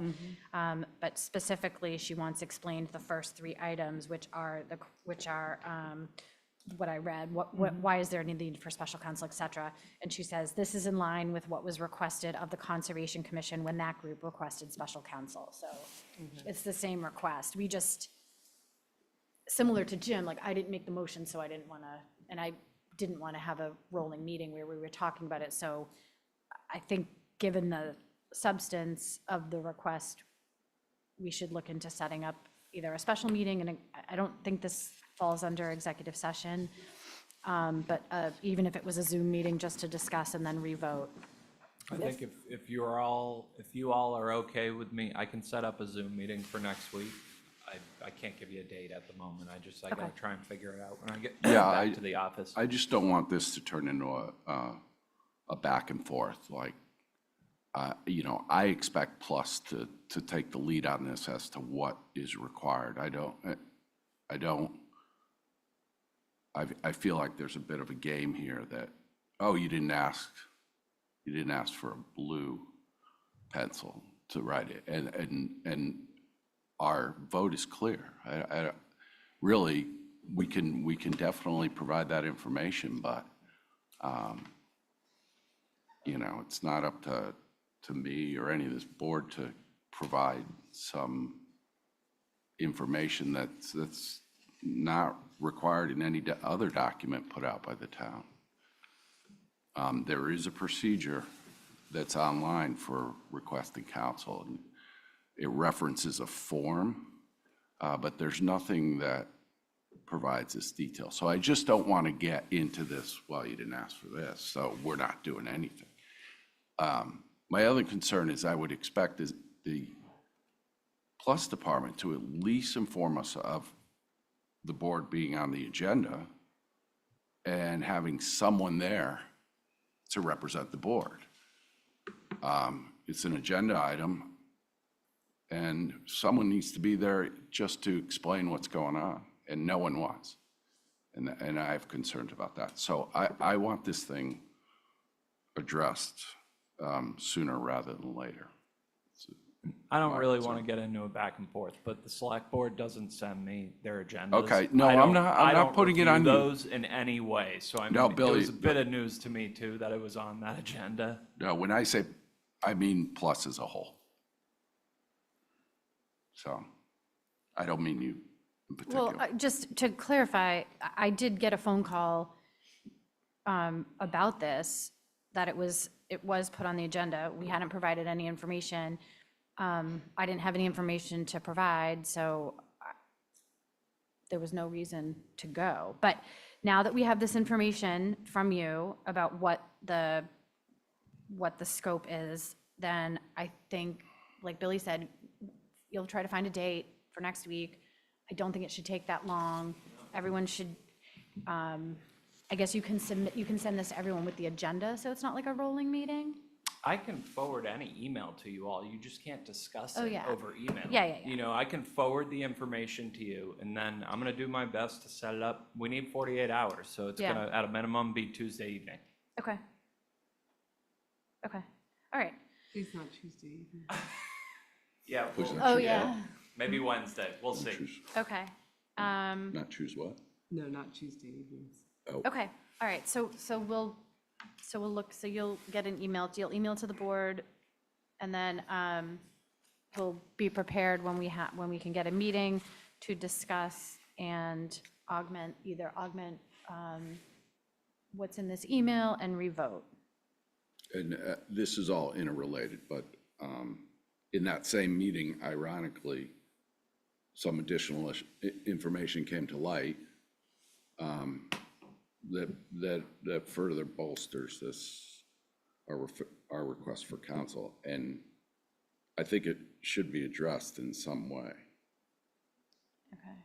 Because I have serious concerns about what's going on behind the scenes. And Can Jim be more specific about that? Well, I think it's on Oh. I kind of have it down here, I think, what he's talking about. Are you talking about the select boards, like in Megan's timeline that she Yeah, sent us, the do you the have that, deed Dawn? restriction, Thank you. whatever's going, that negotiation track? Okay. Okay, so, Could I make a comment? you can, but I don't want to get into, or is this about the special counsel? Yes. Yes, 2 minutes, but we've already decided we're gonna meet about it next week, but 2 minutes. Okay, Okay. I'm just trying to protect the ZBA's jurisdiction and to give you some additional information. Okay, That is that there was this timeline that's been distributed to you by Megan. It shows that for a year and a half, your council was negotiating with Surfside Crossing, and the proposed agreement had in it provisions that would take away the authority of the Board of Appeals. So you had your council working with you, representing you, but at the same time, no objection was made to a proposal from Surfside Crossing that read as follows. Notwithstanding the option granted to the town hereunder, neither the town, the ZBA, nor any other third party and their respective successors and assigns shall have any rights as to the project's design and construction on account of this agreement, and developer shall retain sole and absolute discretion as to the development, construction, financing, and operation of the property. So your council should have recognized that no contract can take away the power of the Board of Appeals over comprehensive permits, it should have been recognized that that language was illegal. But the interests of the ZBA were not asserted.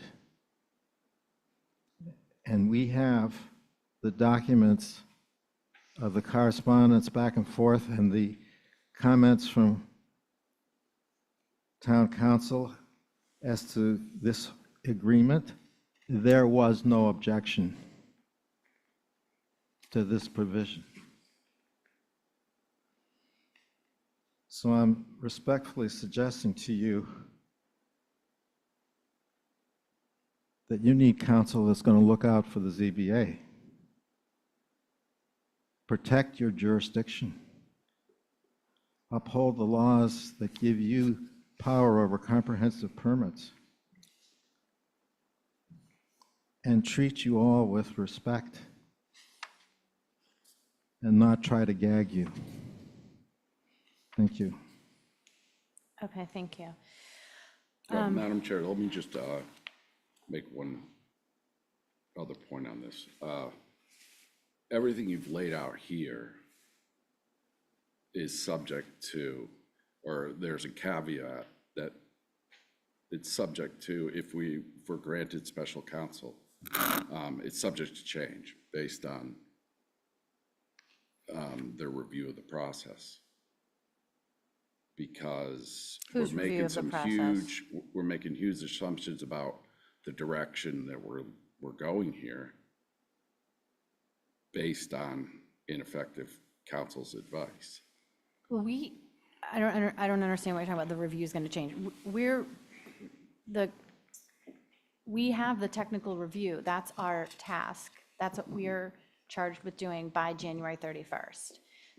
And we're basically redoing the process we did in 2023 under the determination now that this plan was a substantial change, whereas before it was not, right? That's what we were told, that it was not. So we, independent of whatever is happening outside of our meetings, we need to do the task at hand that we are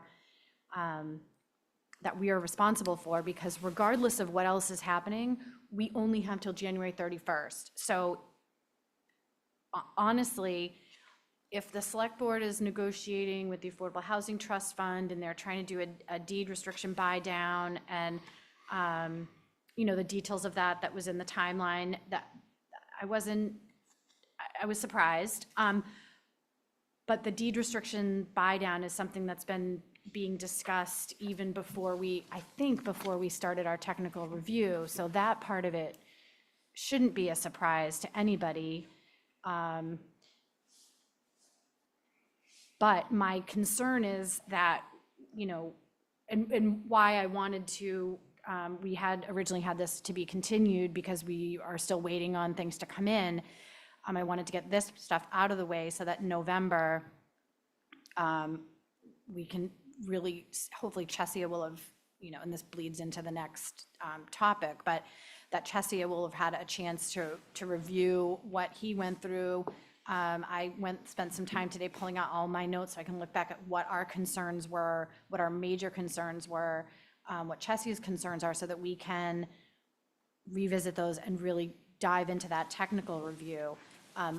We're not going to be, the select board, who is our appointing authority, if they, negotiate something, I don't think we have any impact on that. I think we are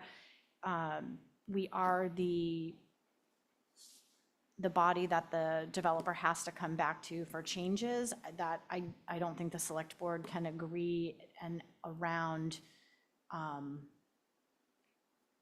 the state requirements for that, but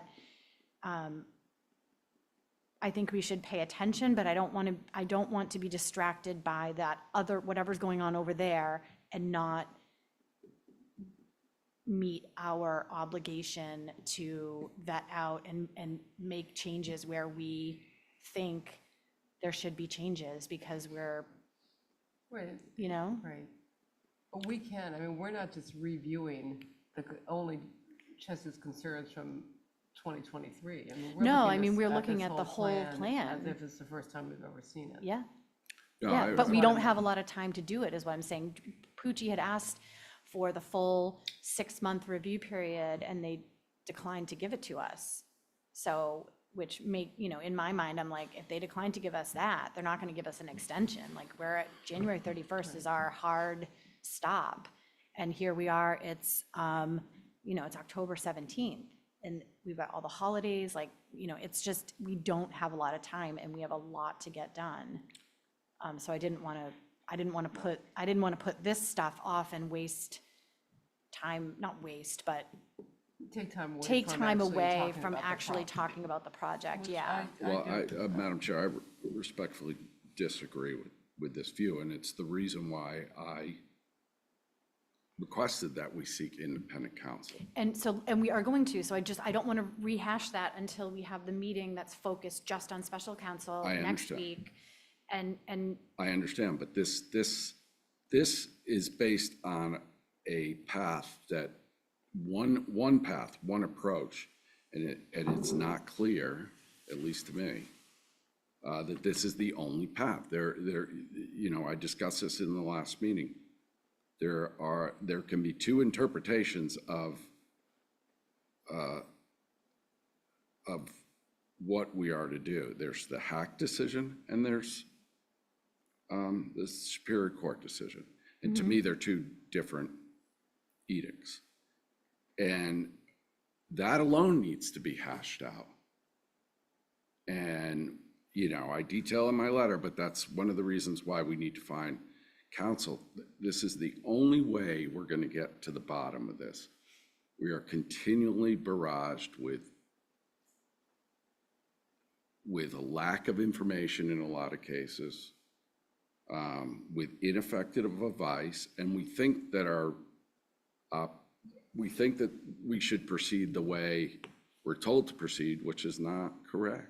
okay, so let's address that in the meeting where we talk about special counsel. We'll vote and then present to the select board, and then that, presumably that person, if the select board agrees, will counsel us on which we are to follow, the Superior Court decision or the hack decision. But at this point, I just want to, so let's, especially when we have everyone here. Like right now, we don't have Elisa.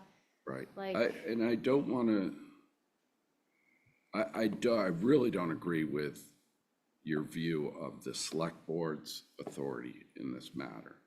And it relates to having special counsel. Well, we can get clarification on that then too. I mean. Exactly. That's, okay, so we'll talk about that next week on a Zoom meeting.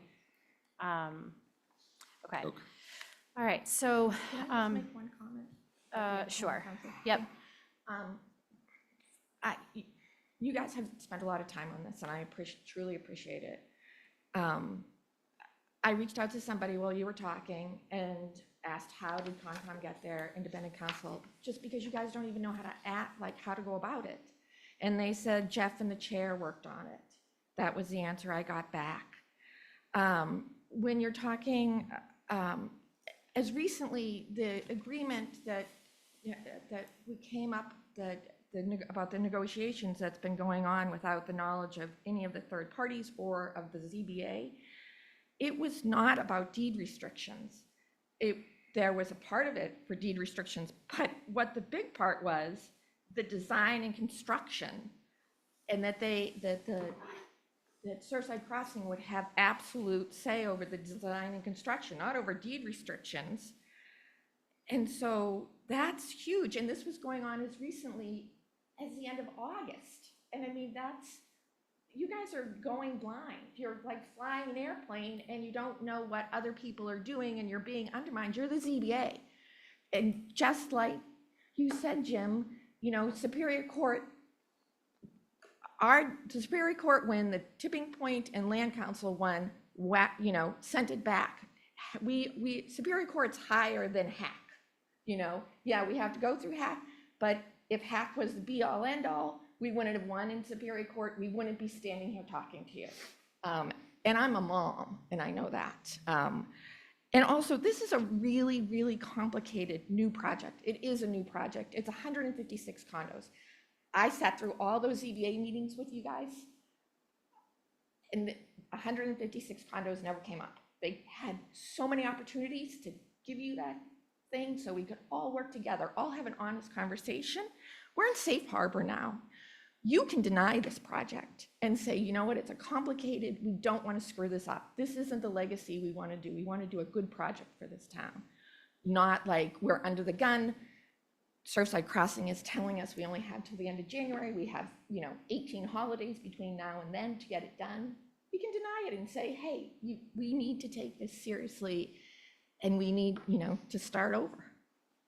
But independent counsel, you need independent counsel. As of August, your counsel was, telling, they could have, see this thing?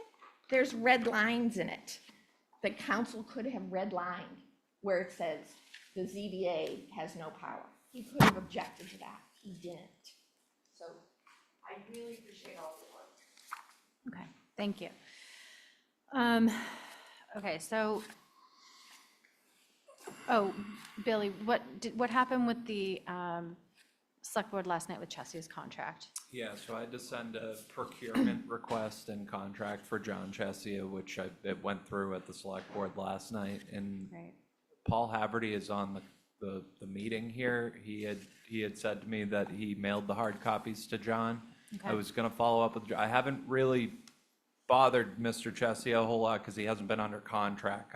I've been waiting for that, so I was planning on following up with him today. Okay, May I ask a question? sure. You said that a full 6-month extension of this process was declined. It was declined by whom? So, I don't know if it was the developer, or if it was Hack, but if from the first, like when you first go, the first go around, it's 180 days. And I don't believe we were given that.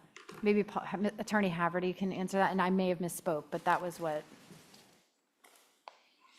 understanding. Yeah, would you like me to jump in? Yeah, just about the timeline, about Sure. the review period. Sure. So at the hearing in front of the Housing Appeals Committee on the remand, my client requested that the time for the board's review be 90 days. Your counsel requested that the board get the full 180 days that would be applicable to a new application. And the Housing Appeals Committee ultimately gave the board a little bit, it's more than 120 days, because they set the date at, the date to open the hearing at September 30th, and the date to close the hearing as January 31st. But since you opened your hearing on September 6th, that you're getting closer to 140 days for your review. I appreciate the comments of the developers council, but do we have anyone representing us that can weigh in on this? Well, no, I mean, George told us about this. I just, Why aren't they available? George was going to be available, I thought. George was gonna be available. He had something else going on. I mean, if we're discussing his involvement at council, I don't know that it's appropriate for him to be here and advocate for himself. I think that presents Well, a I bit of a didn't conflict. think. I agree, but he's operated in that fashion last time we went through. Well, I didn't think that, okay, when we met earlier in the week about this, we thought we might ask George if he was available, but that we're not really discussing anything that's,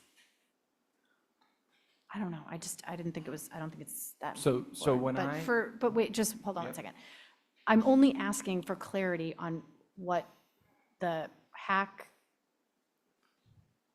gave us for the review period, so Attorney Haverty's. I could at least. I think he's fine to it's not his opinion, it's what they. There's a difference, there certainly is a difference. No, it's what the decision came back as, if they gave us from 9:30 to 12:31, that's not an opinion, it's what was in the. I And it doesn't, and understand. even if right now, he's making up numbers and I'm saying, okay, great, well, that's what it is. If that's not actually what it is, and it's in one of these pieces of paper that that's not exact, it doesn't, 12/31 is still the deadline. We didn't have the, we didn't. 131, Madam Chair. Well, What did I say? Oh, 131, sorry. Let me give you a. It doesn't There's change no- what There's the, no timeline that's put in the judge's order. There's a simple example of why we need someone to hash this out for us. Why are we listening? Instead of having because it was the sent, developer's attorney leading us along. I don't think he's leading us along. I think that it went back to the Superior, all right, I'm not prepared to answer these questions other than I don't thought. disagree where Mr. Haggerty's coming from. I think. I understand his comment? approach, but I don't. Yeah, hold on a second. My understanding was that the Superior Court decision sent it back to HAC.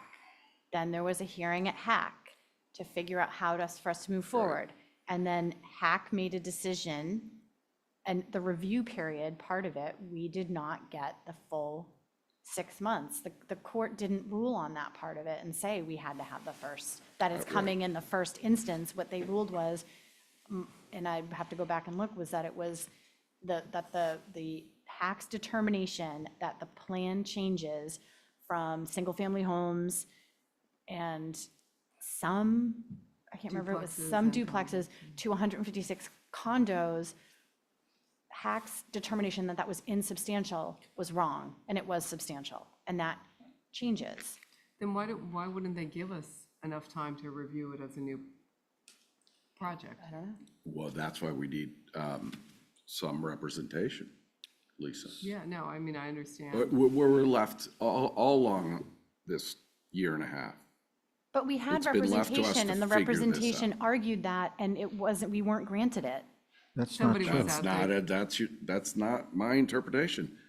I want a law, if George Pucci thinks that's what should happen, we should have some written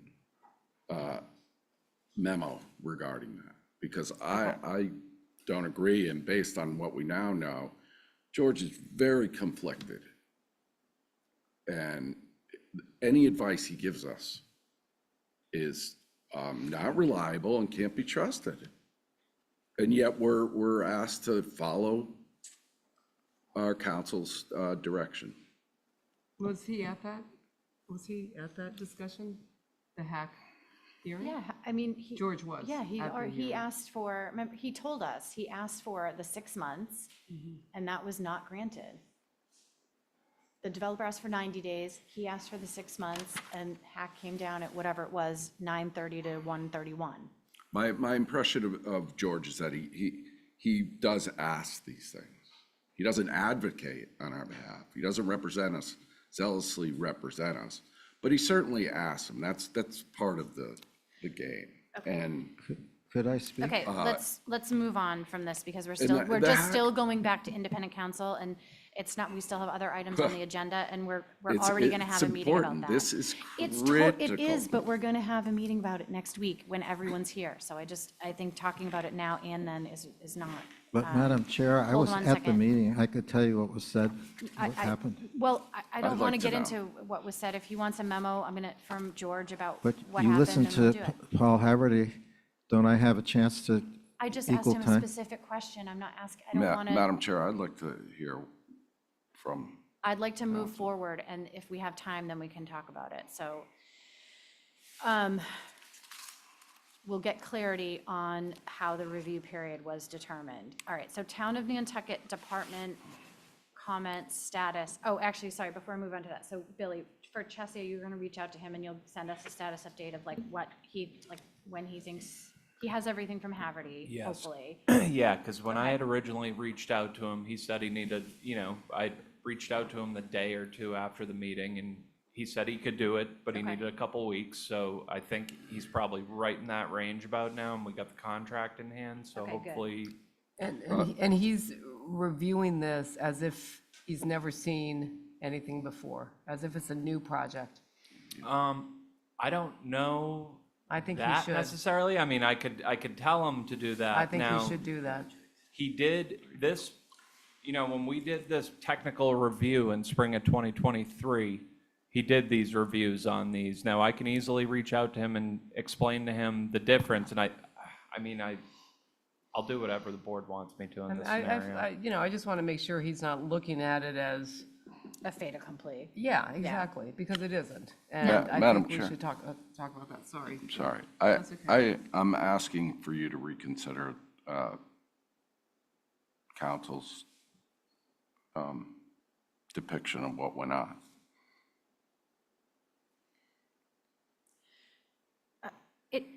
You mean what Haverty said about the hearing? Not Haverty, what Mr. Durensis. Attorney Durensis To said reconsider what he was said about the discussed. hearing? To have I don't him be understand. able to talk about what happened at the hearing, I think is what Jim is saying. Yeah, but can we talk, I feel like this is a side issue about the not. period of the review. So I'd like to get through this and then we can talk about the review period, okay? My I'm gonna- concern here is I'm that gonna you're, get to it, Jim. I'm just gonna add it as like number 6, right? After 5, After we'll go to 5, she wants 6. to go through the list. Yeah, I just want to go through the list. I just want to make sure we get to that. Okay, so Chessia's contract was approved. That's good, moving forward. All right, Town of Nantucket Department comments and status update. So we have so far traffic or transportation, electric. Energy, Energy, the energy sorry. coordinator and the transportation And- coordinator. Okay, and I know that the town manager also requested comment from department heads, although her timeline won't, it's earlier than our deadline for submission, so that actually gives us a little bit of a boost to get those sooner. Department head comments that are submitted to the town manager are going to be discussed at the select board's 11/6/24 meeting. I encourage ZBA members to watch or attend that meeting to see what is discussed and what the concerns are, because then we'll be meeting on the 14th, I think, and so it would be helpful, I think, for all of us to have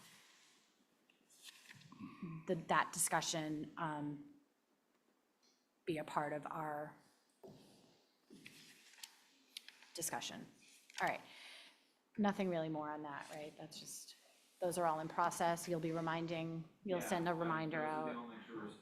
Sorry, those are the only 2 responses I've received to So date, and far. I imagine I'll receive more after they go through administration. Okay, but I just want to make sure that we have them, like if her deadline is 11/4 and the select board is discussing them on 11/6, they should be part of they'll be part of the packet or whatever for the select board, so Yes. we should also have access to those and have plenty of time to read them and absorb those before our meeting on the 14th. Yes, I Yeah, mean, okay. I'll follow up with all the department heads Yeah. and, And I don't need them to all be put together, like, I have a folder from the last comments that everyone had, like, if they come in, I guess that's a question for the board. Do you want them sent piecemeal? sure. I do, I mean, I want them as soon as we can get our hands on them. And Billy, I appreciate you putting together a summary so that we can keep track of everything. Thank you. Okay. Okay, so that's that, that was just an update. So then for the plan review and the remand review, I just quickly went through my notes from the 2000 meeting notes, and again, as Lisa, you pointed out, it was a different, it was a technical review, but we were really told like What we could talk about. what we could talk about, because it was, like the plan was basically okayed by HAC or the condos and things, so we couldn't really go back and make too many changes, and they had said that the conditions we put in made the project uneconomic. So that really limited our ability to make changes, and but so here we are with a plan that, because it was determined insubstantial, a substantial change, we have more power. Unfortunately, like, we do know how HAC ended up ruling on this, so that, kind of takes, I think, some of the wind out of our sails personally, but but it doesn't change our level of review. So I tried to look at my notes about what were the major areas of concern, and I just wrote them down here, but I'm sure there are others that I didn't include or that you guys would like to add, so that when we meet in November, we really can like drill down on certain areas. Madam Chair, Yeah, we had some discussion about trash containment and trash removal. yep. I'm not sure that's been satisfied. And in addition to that, have we ever seen a real comprehensive lighting plan for this development? I don't Exterior lighting? I don't think we have, unless it was on the, We now have that dark skies. yeah, all right, so yeah, that's a good point. Unless it was, I don't know if it was shown, On the landscape plan? well, I wasn't even gonna say the landscape plan, I'll have to find it, but, like on the individual building, Well, I'm thinking about like, the parking and the trash and around that kind of thing. parking areas, like what's gonna keep, Yeah. yeah. Yeah, okay. I don't think we have, but I think even if we did, it's probably changed. I would agree.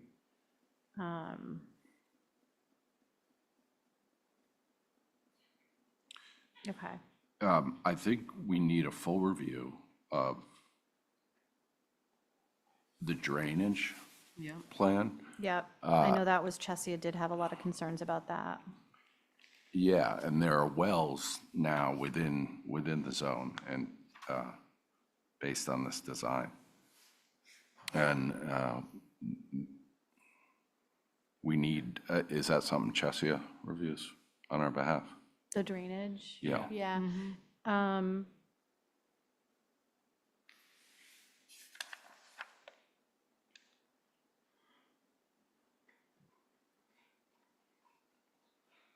I know the energy, I didn't write it on my list of number 5, but sorry, what did you call it again? The energy Energy officer? coordinator. Energy Lauren coord- Sinatra. The energy coordinator was concerned about the increased load on with all the units.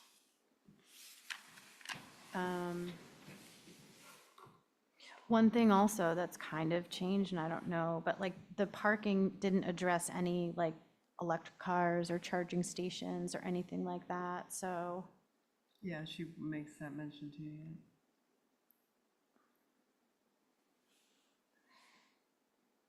I mean, and the stretch code, although they got their permits before the change, but we could probably mandate that they comply with the new stretch code if their permits get reinstated as is, their building permits. Yeah, no, I mean, I think the building permits, They've been vacated or just put on hold? What's the status? What I are the don't status of know. those? They were vacated. I Vacated, don't so believe they were don't have an put on active hold. building permit. Correct. So they will have to refile Or I all think new I material. think it would be considered rescinded maybe, but I know there was a stop work order put on the job, and I don't believe it was just like the permits were put on a shelf as a hold. right, Okay. so then they would have to comply comply. then. Yeah. Okay. Okay.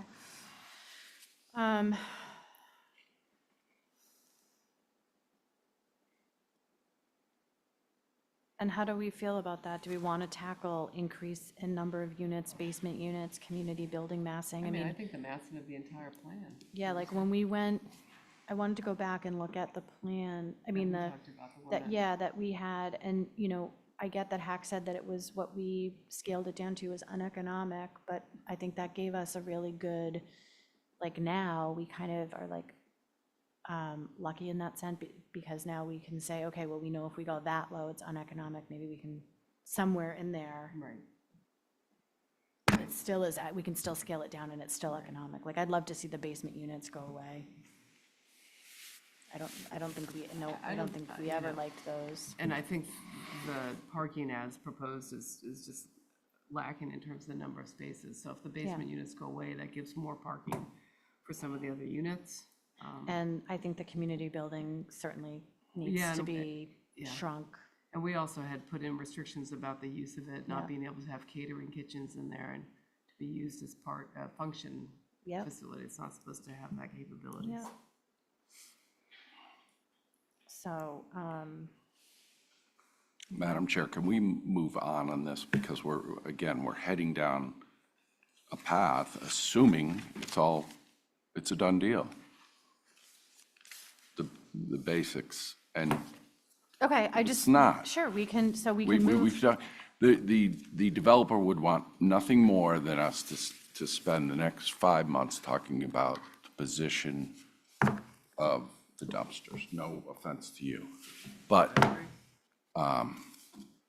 there are much bigger issues that need to be addressed before we If start only we drilling had 5 in. months, Jim, we have like 3 months, but so let's go, if there's no other areas of concern that we want to point out today, then we can move on to the newly added number 6, which would be talking about the review period, and Attorney Durensis, if you would like to give us an overview of how your recollection of how that hearing went.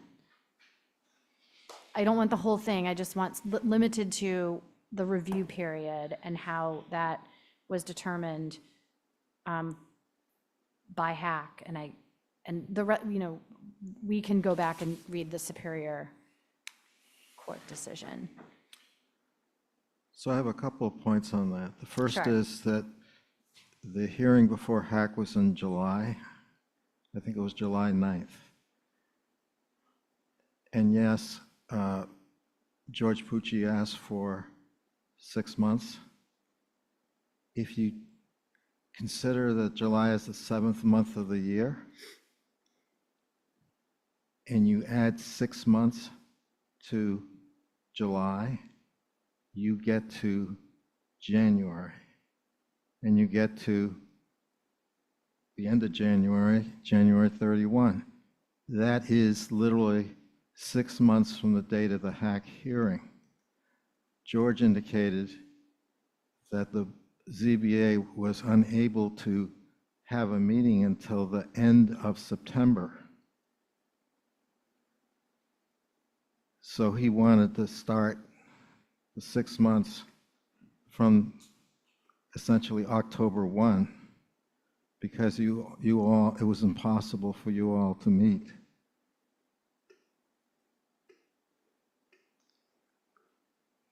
Second point I would make is that there's a big difference between the Superior Court decision and the HAC decision on the timeline. The Superior Court decision imposed no limit.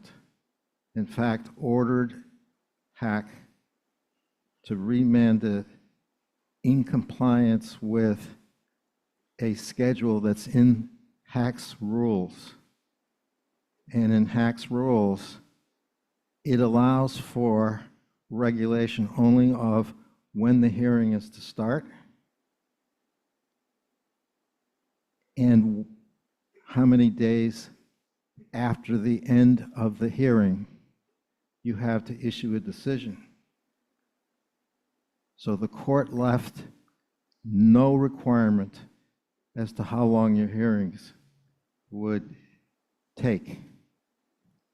HAC decided that they wanted to put something to restrict the overall period of time. I objected and filed a written objection. If push came to shove, the Superior Court decision will override the HAC decision on the issue of timing. And in any event, HAC said if there was a need for more time, there could be extensions negotiated with the project proponent, or we could come back to HAC and get an extension of time. So if you get to the end of your hearings in January and you need more time, there are ways for you to get more time. I'm sorry, so the Superior Court said that, or that's in the hack rules? Superior Court said there's no limit on the length of your hearings. No, I heard that part, but about the, getting the extensions, it's, you said negotiate with the proponent or go That was back to something hack. that the hearing officer said. The hack hearing officer? Yes. Yeah, okay. And I believe that's been the case. I mean, that was how it was with the first review period. I think we did get some extensions. Yes. Yeah, okay. And do you know why our town council wouldn't have advised us of this? Do you have any idea? I don't know what your town council advised or didn't advise. What's, I don't They asked understand. for 30 days. You asked for simply 30 days. What? No. What are you talking about? He asked for 30 days. Who? I mean, sorry, 6 months. Yeah, which is the standard review period. But from July, what is this about that we couldn't meet before September? I have no idea. We'd have to I ask don't know. him. I Other don't than know it where was, that came other from. than hiring, like, hiring Chesia, getting the, Didn't we have to wait for another formal application?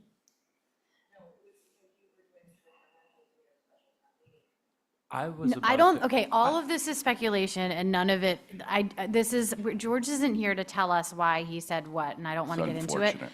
But, well, because we weren't going to get into the meat and potatoes of it, but I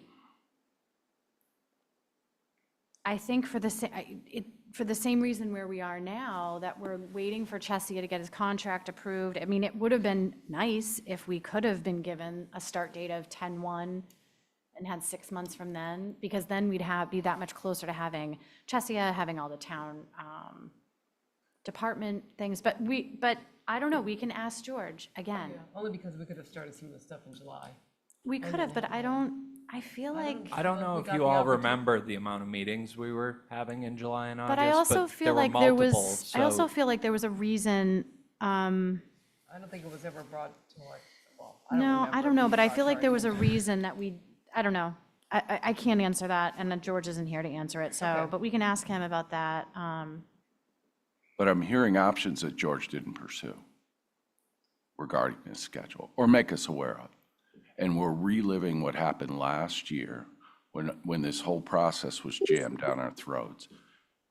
And town council did little except request extensions. And now I'm hearing that we have the ability to do it, and this benefits the board. Well, we've always had The the ability benefits to are do it. real. We've always had the ability to ask for extensions, don't know and about- the developer has given us extensions in the past. That's Did correct. not give us extensions at the end of our technical review. I think we had to finish it by a certain date, and But I And- think I'm and- hearing it's not up to the developer to grant these no, extensions. we can go back to hack as well. That's not correct, Madam Chair. Sorry for interrupting, but That's okay. when you're talking about an extension of either the period set by the Housing Appeals Committee or whether it's the period set in the regulations for a new hearing, the board can request a developer to extend it, and the developer has the right to either grant that request or deny that request. At any point in time, if the board is going to take the position that it does not have a sufficient amount of information necessary to make its decision, then the applicant is going to be moving forward at its own risk if it declines to grant that extension, because the board may be able to base a denial on lack of information. But at the end of the day, it is the applicant's right to either grant that extension or deny that extension, and the board doesn't have any recourse other than to make whatever ruling it feels appropriate and defend that at the Housing Appeals Committee. And I think if I remember correctly, we did talk about that at one point, doing a denial based on lack of information. The first time around. Yeah, yep, I think we did. So how does that jive with what you're saying regarding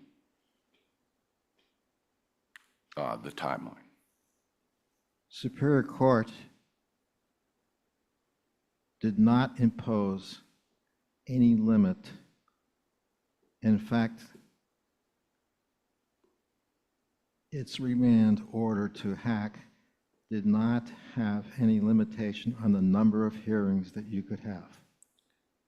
I don't think HAC They- limits us on the number of hearings. It's just the bookend of how long we have for review. I don't, Right. my understanding is, and I don't know that this is helpful because I think we need advice from our own counsel because the proponent and the opponent are diametrically opposed to their interpretations here. Neither one of them is going to help us at this point.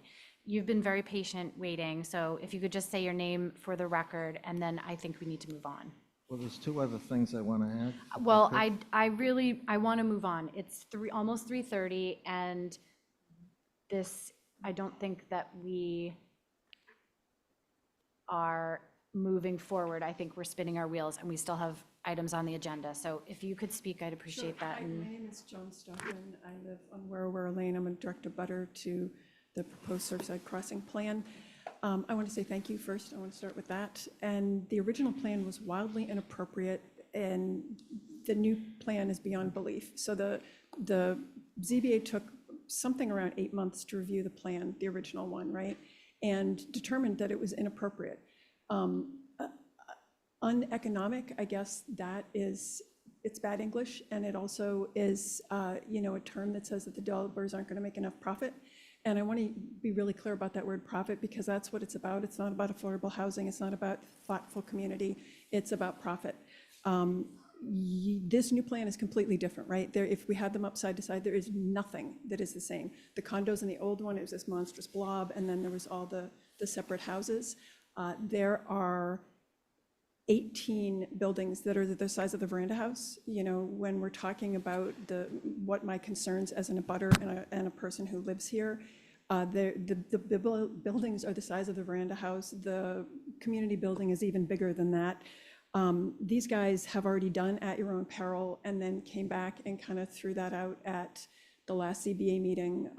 And so it doesn't seem to me like they understand what that means. This is a completely new project, and I believe that it should be handled as such. I also think that all of the discussion, I understand how frustrating it is and feels like you're going in circles with it, but the ethics and the integrity of this governing body, it is really concerning to me that I don't know if it's the town, I don't know if it's the town manager, I don't know if it's specific people who are on the select board who are trying to take that away. And that's not okay. You do this out of the goodness of your heart, I assume, and because you care about Nantucket. And I want to see the integrity of this board maintained. You can't assess it properly. A project of this magnitude that is so different for Nantucket, I don't believe it can be assessed properly in the short amount of time you've been given. And one of the options is just say no. It's wildly inappropriate. It does not belong here. There are health and safety concerns. There's environmental concerns. Nantucket truly can't afford Surfside Crossing. And I want to just really quickly respond to some of the developers' opening comments at the last CBA meeting. Every time he used the word community, it was almost like a drinking game. I heard the word profit. And now that we know about the negotiations that have been going on with, I think the cap was $85 million. Every time I hear the word community in relation to this project, I think $85 million. And, it's what it's about. And my belief is that it's what it's always been about. And I also would just want to be clear, and I know we all know this, but I want to say it out loud and for the record, that the money's not being made. Like, they're not creating wealth. They're sucking it out of this community. It's extractive economics. They're taking it out of the loss of the night sky. They're taking it out, the sound of the peepers, safe drinking water, and the reasonable expectation that our fire and emergency responders will have, that they can actually do their job when they're going to the 18-plus veranda house size buildings and they can't get their trucks around the corners and stuff.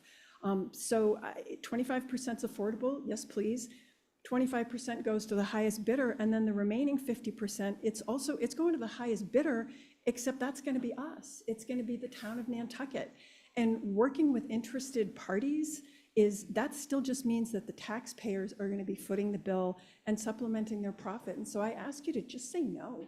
You know, you're twisting yourselves into all these knots and loops and circles, and you're working so hard, and it's not appropriate for Nantucket. So I just really urge you to just say no. Thank you so much for hearing me. Thank you. And I just want to clarify the uneconomic, I agree with you. That's a very, like, it's not a great word, but that is the standard that HAC uses.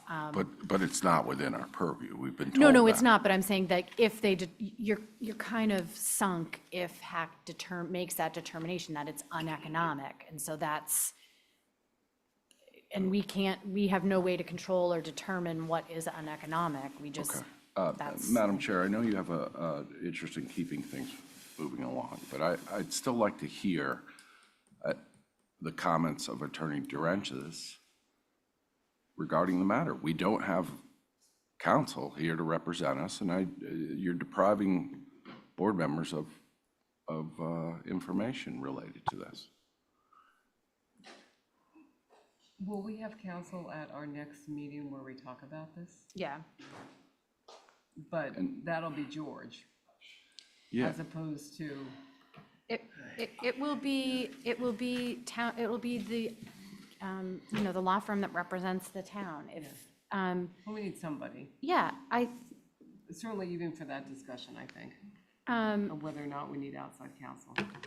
oh, you mean the meeting next week about outside counsel? Yes. Will we have counsel to help us navigate whether we need outside counsel? I don't think that's appropriate. I like can Billy just said. foresee Jim and George like arguing the entire time. Like, I just don't know that will be productive to have George there, but. And Madam Chair, while I respect your chairmanship, I fear that you're misusing the position to deprive people from speaking up and affecting our ability to obtain information. Well, I respect your opinion of my management of the meeting, but I am the chair, and I do get to make those decisions, and we do have other items on the agenda, and it's 3:30, and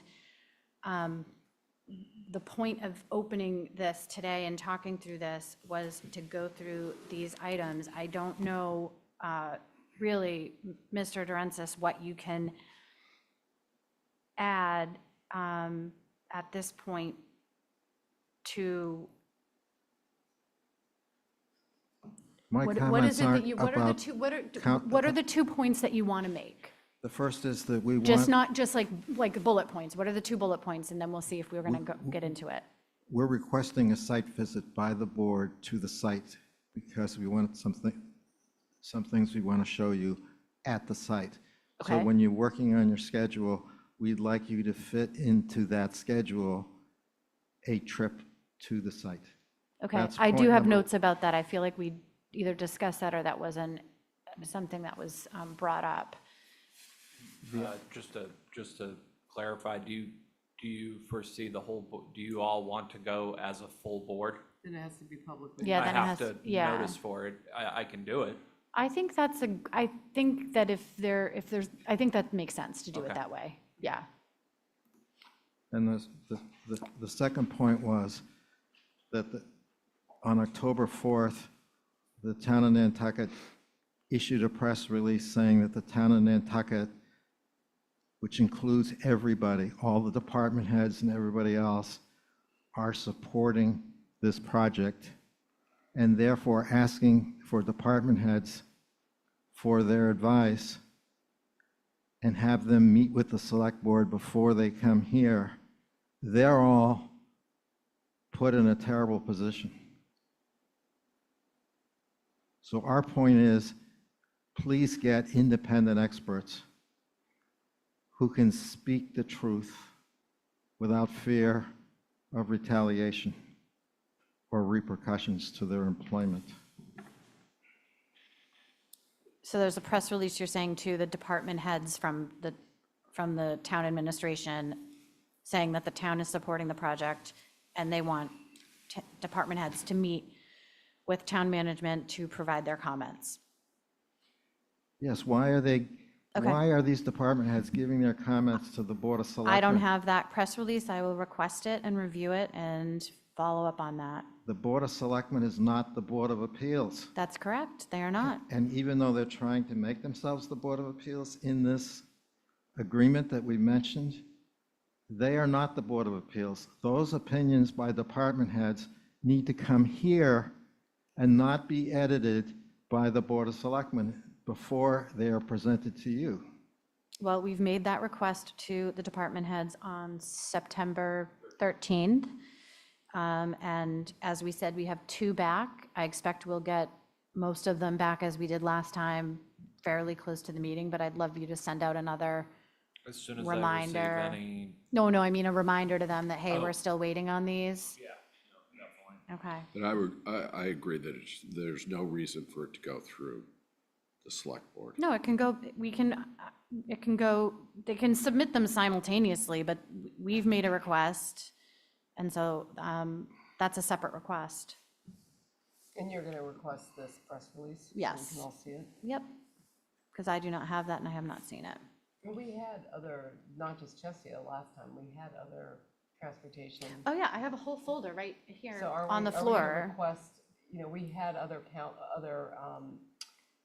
people to review the reports that they submitted. Oh, I'm sorry. I thought you meant, I have a folder from all of the department heads and all the comments we already Our got. own traffic study people that. Well, I think this segues, I had a conversation with Mike Burns, transportation manager. We would need to procure and Yes. contract a new traffic peer review. However, they're not going to accept any traffic counts until next summer.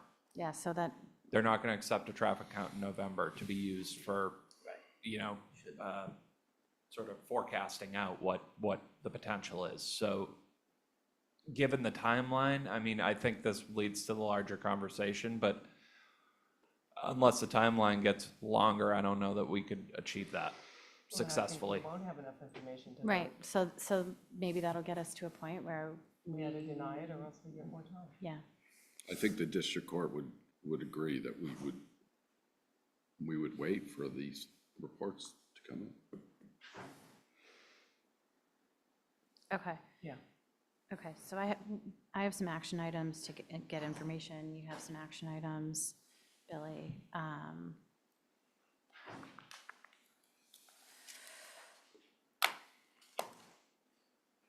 Yeah, I got a lot of notes here too. Yeah, me And too. just so you're all aware, I also run the planning board meetings, so I got a lot that I have to get done before Monday for planning board, so just bear with me. I'm doing the best I can. I agree. We're not, And before you shut me down, Madam Chair, I just want to clear the air regarding my approach on this. I have no bias toward the developer or the development. 40B is the law. I don't disagree with it. I don't disagree with the developer using it in a way to provide for housing and make money.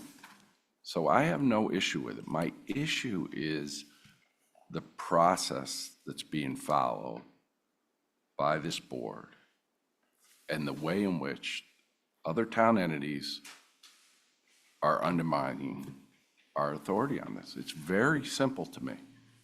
And I will not sit idly by and allow this to happen. That is my motivation, no other. I have no sides in this. And to follow up on some comments made about the money, it's a big project. There's a waterfall of funds flowing through here, and I'm not about to make any accusations, but I'm concerned about different objectives here that conflict with our ability to review this project the way that the law is set forth.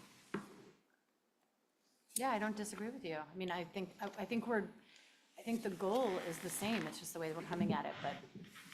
Although I sense an inherent bias on your part in the way in which you conduct meetings, and I don't find, it's my opinion, I don't find it Bias towards acceptable. what?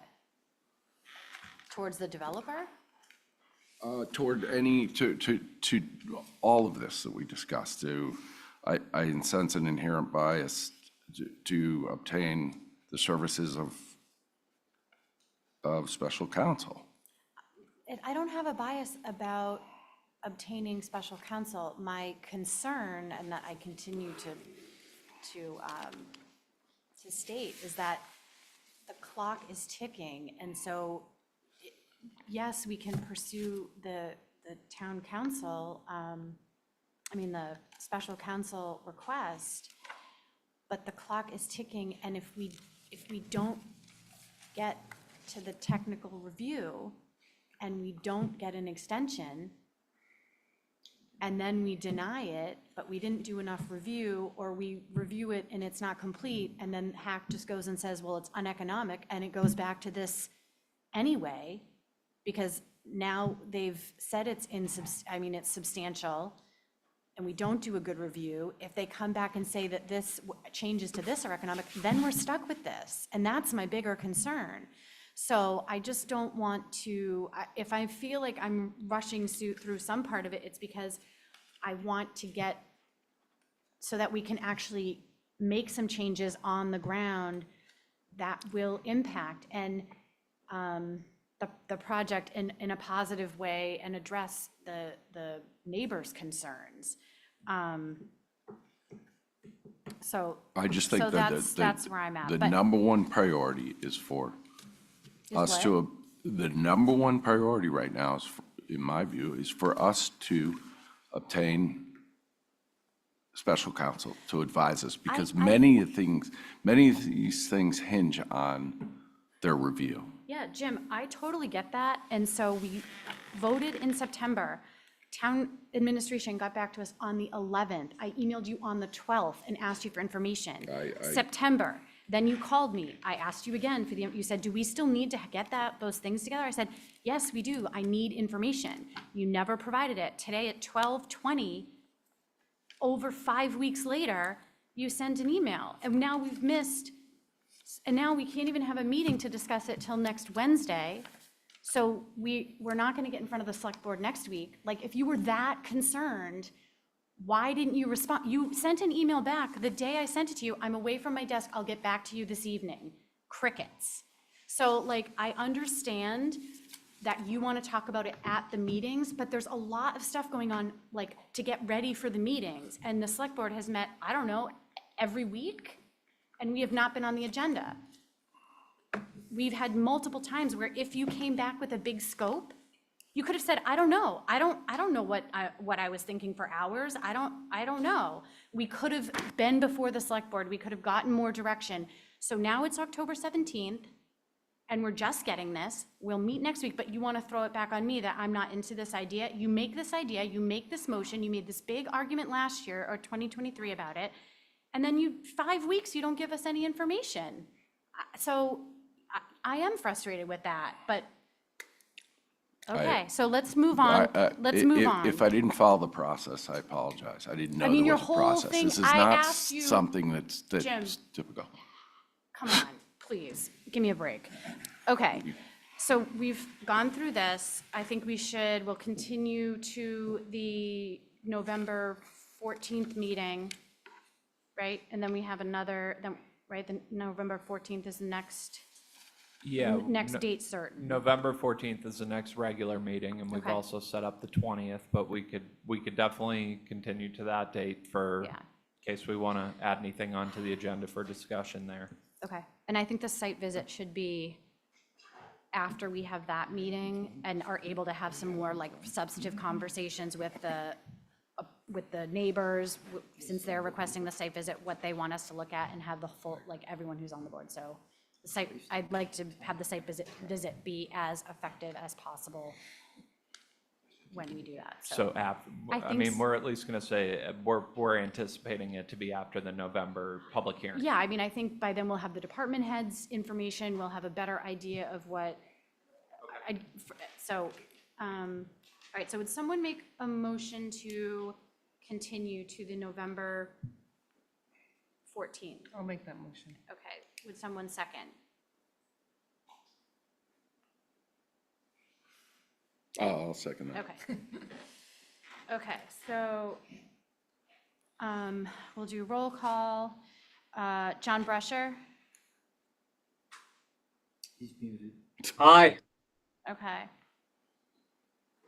Lisa? Aye. Jim? Aye. Mark? Aye.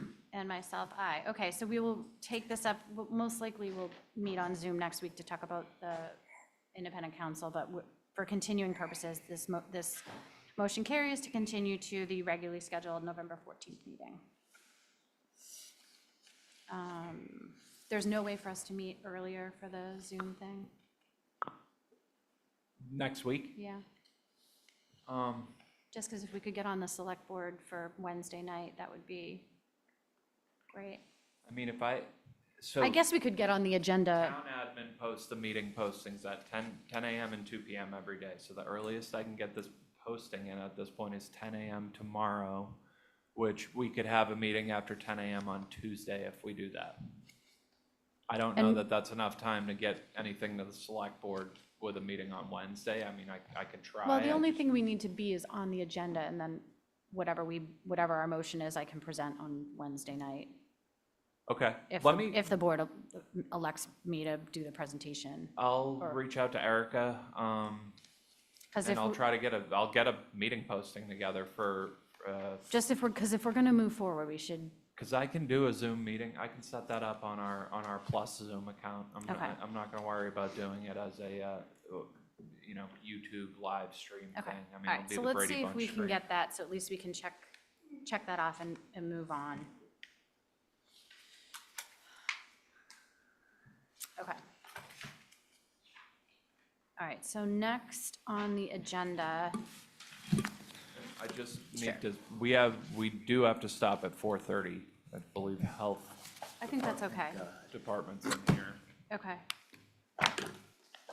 Okay. So next on the agenda is 19-24, Stephen L. Cohen as trustee of Area 51 Trust, 51 West Maya Comet Road. Attorney Sarah Alger is presenting for the applicant. Attorney Alger, you have the floor. This Madam starts. Chair, this Yeah. matter has never opened, and given how late it is. and You want to continue? Given everything, I think I might as well just continue to the next meeting. And this one doesn't have an issue with needing an I'm happy with to sign an action. extension if you need one. Oh, no, it's new, sorry, it's new. Yes, but it's been sitting dormant. Right. And we do have to hear it by, if you can do an extension, I'll send you one. Yeah, send me an extension. Either I'll be this happy evening to- or tomorrow morning, and That's- we'll that's get it in the fine. books. Yeah, I Okay. just think it would be better if I started fresh at another meeting when. I hear you. Thank you. And I'm sorry, Sarah, my info was a little off and, That's no, We'll talk. it's no problem at all, but I lost the people who were on here, and Brian had to go do something with a rental car, so it's all Okay, good. I'm sorry. It's fine. Okay. Just remember how lovely I was when it comes in. Always. All right, so the next application is 12-24 South Sconset Neighborhood Association LLC. This one is also a Stephen Cohen, but this is requested to be continued to November 14th. No. No? Oh, sorry. Yeah, I'm sorry. I'm that's okay. thinking about the next Yeah, that's okay. application. So would someone make a motion to continue 12/24 to November 14th? I'll make that motion. Second.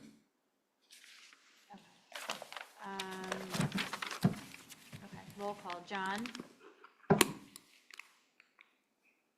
John Brusher? Aye. Okay. Lisa? Aye. Jim? Aye. Mark? Aye. And myself, aye. Okay.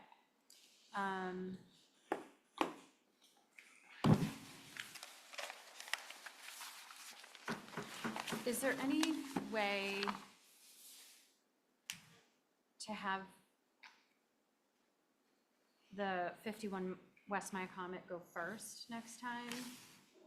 Yeah, we can. I know it's new That's- business, but if we can get that, if we No, can do. that's at your discretion. We can easily put that first as they sat through 4 hours worth of meeting. Yeah, I think we should, 43 will come in maybe we should do 50, like, do 50, get the MMDs done first. And then we'll see what else we have for new business. All right, sorry, so 1724 Rugged Scott LLC, 1 Blue Flag Path and 8 Blazing Star Road has also requested to continue to November 14th. Would someone make a motion to grant that continuance? So moved. Okay, Lisa makes the motion. Does someone second? I'll second. And Jim seconds. Okay, roll call vote. John Brescher, Aye. Lisa, Aye. Jim, Aye. and Mark. Aye. And myself, aye. Okay, so that is continued to November 14th. And then, Mr. O'Mara, you're going to do me the favor of chairing the next one? All right, so John and I are recused. So John, you can probably sign off if you want. Yeah, thank you all. Okay.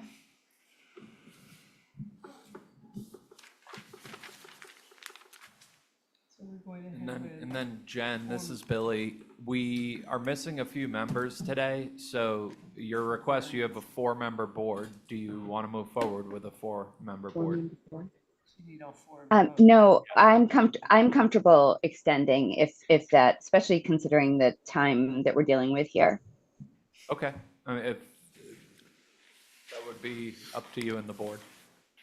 I'm fine with it. I wouldn't go ahead with a variance of 4 members. Yeah. Okay. Yeah, I'm happy to extend till next week. I mean, next month. Hi, everyone. Okay, thank you. Okay, thank you. This is the studio encroachment. Built without a Permits. permit. Yeah. Do we, so we, Okay. Great job, Michael. Thank you. did we move it? Do we? No, so you have to continue it. Yeah. Sorry.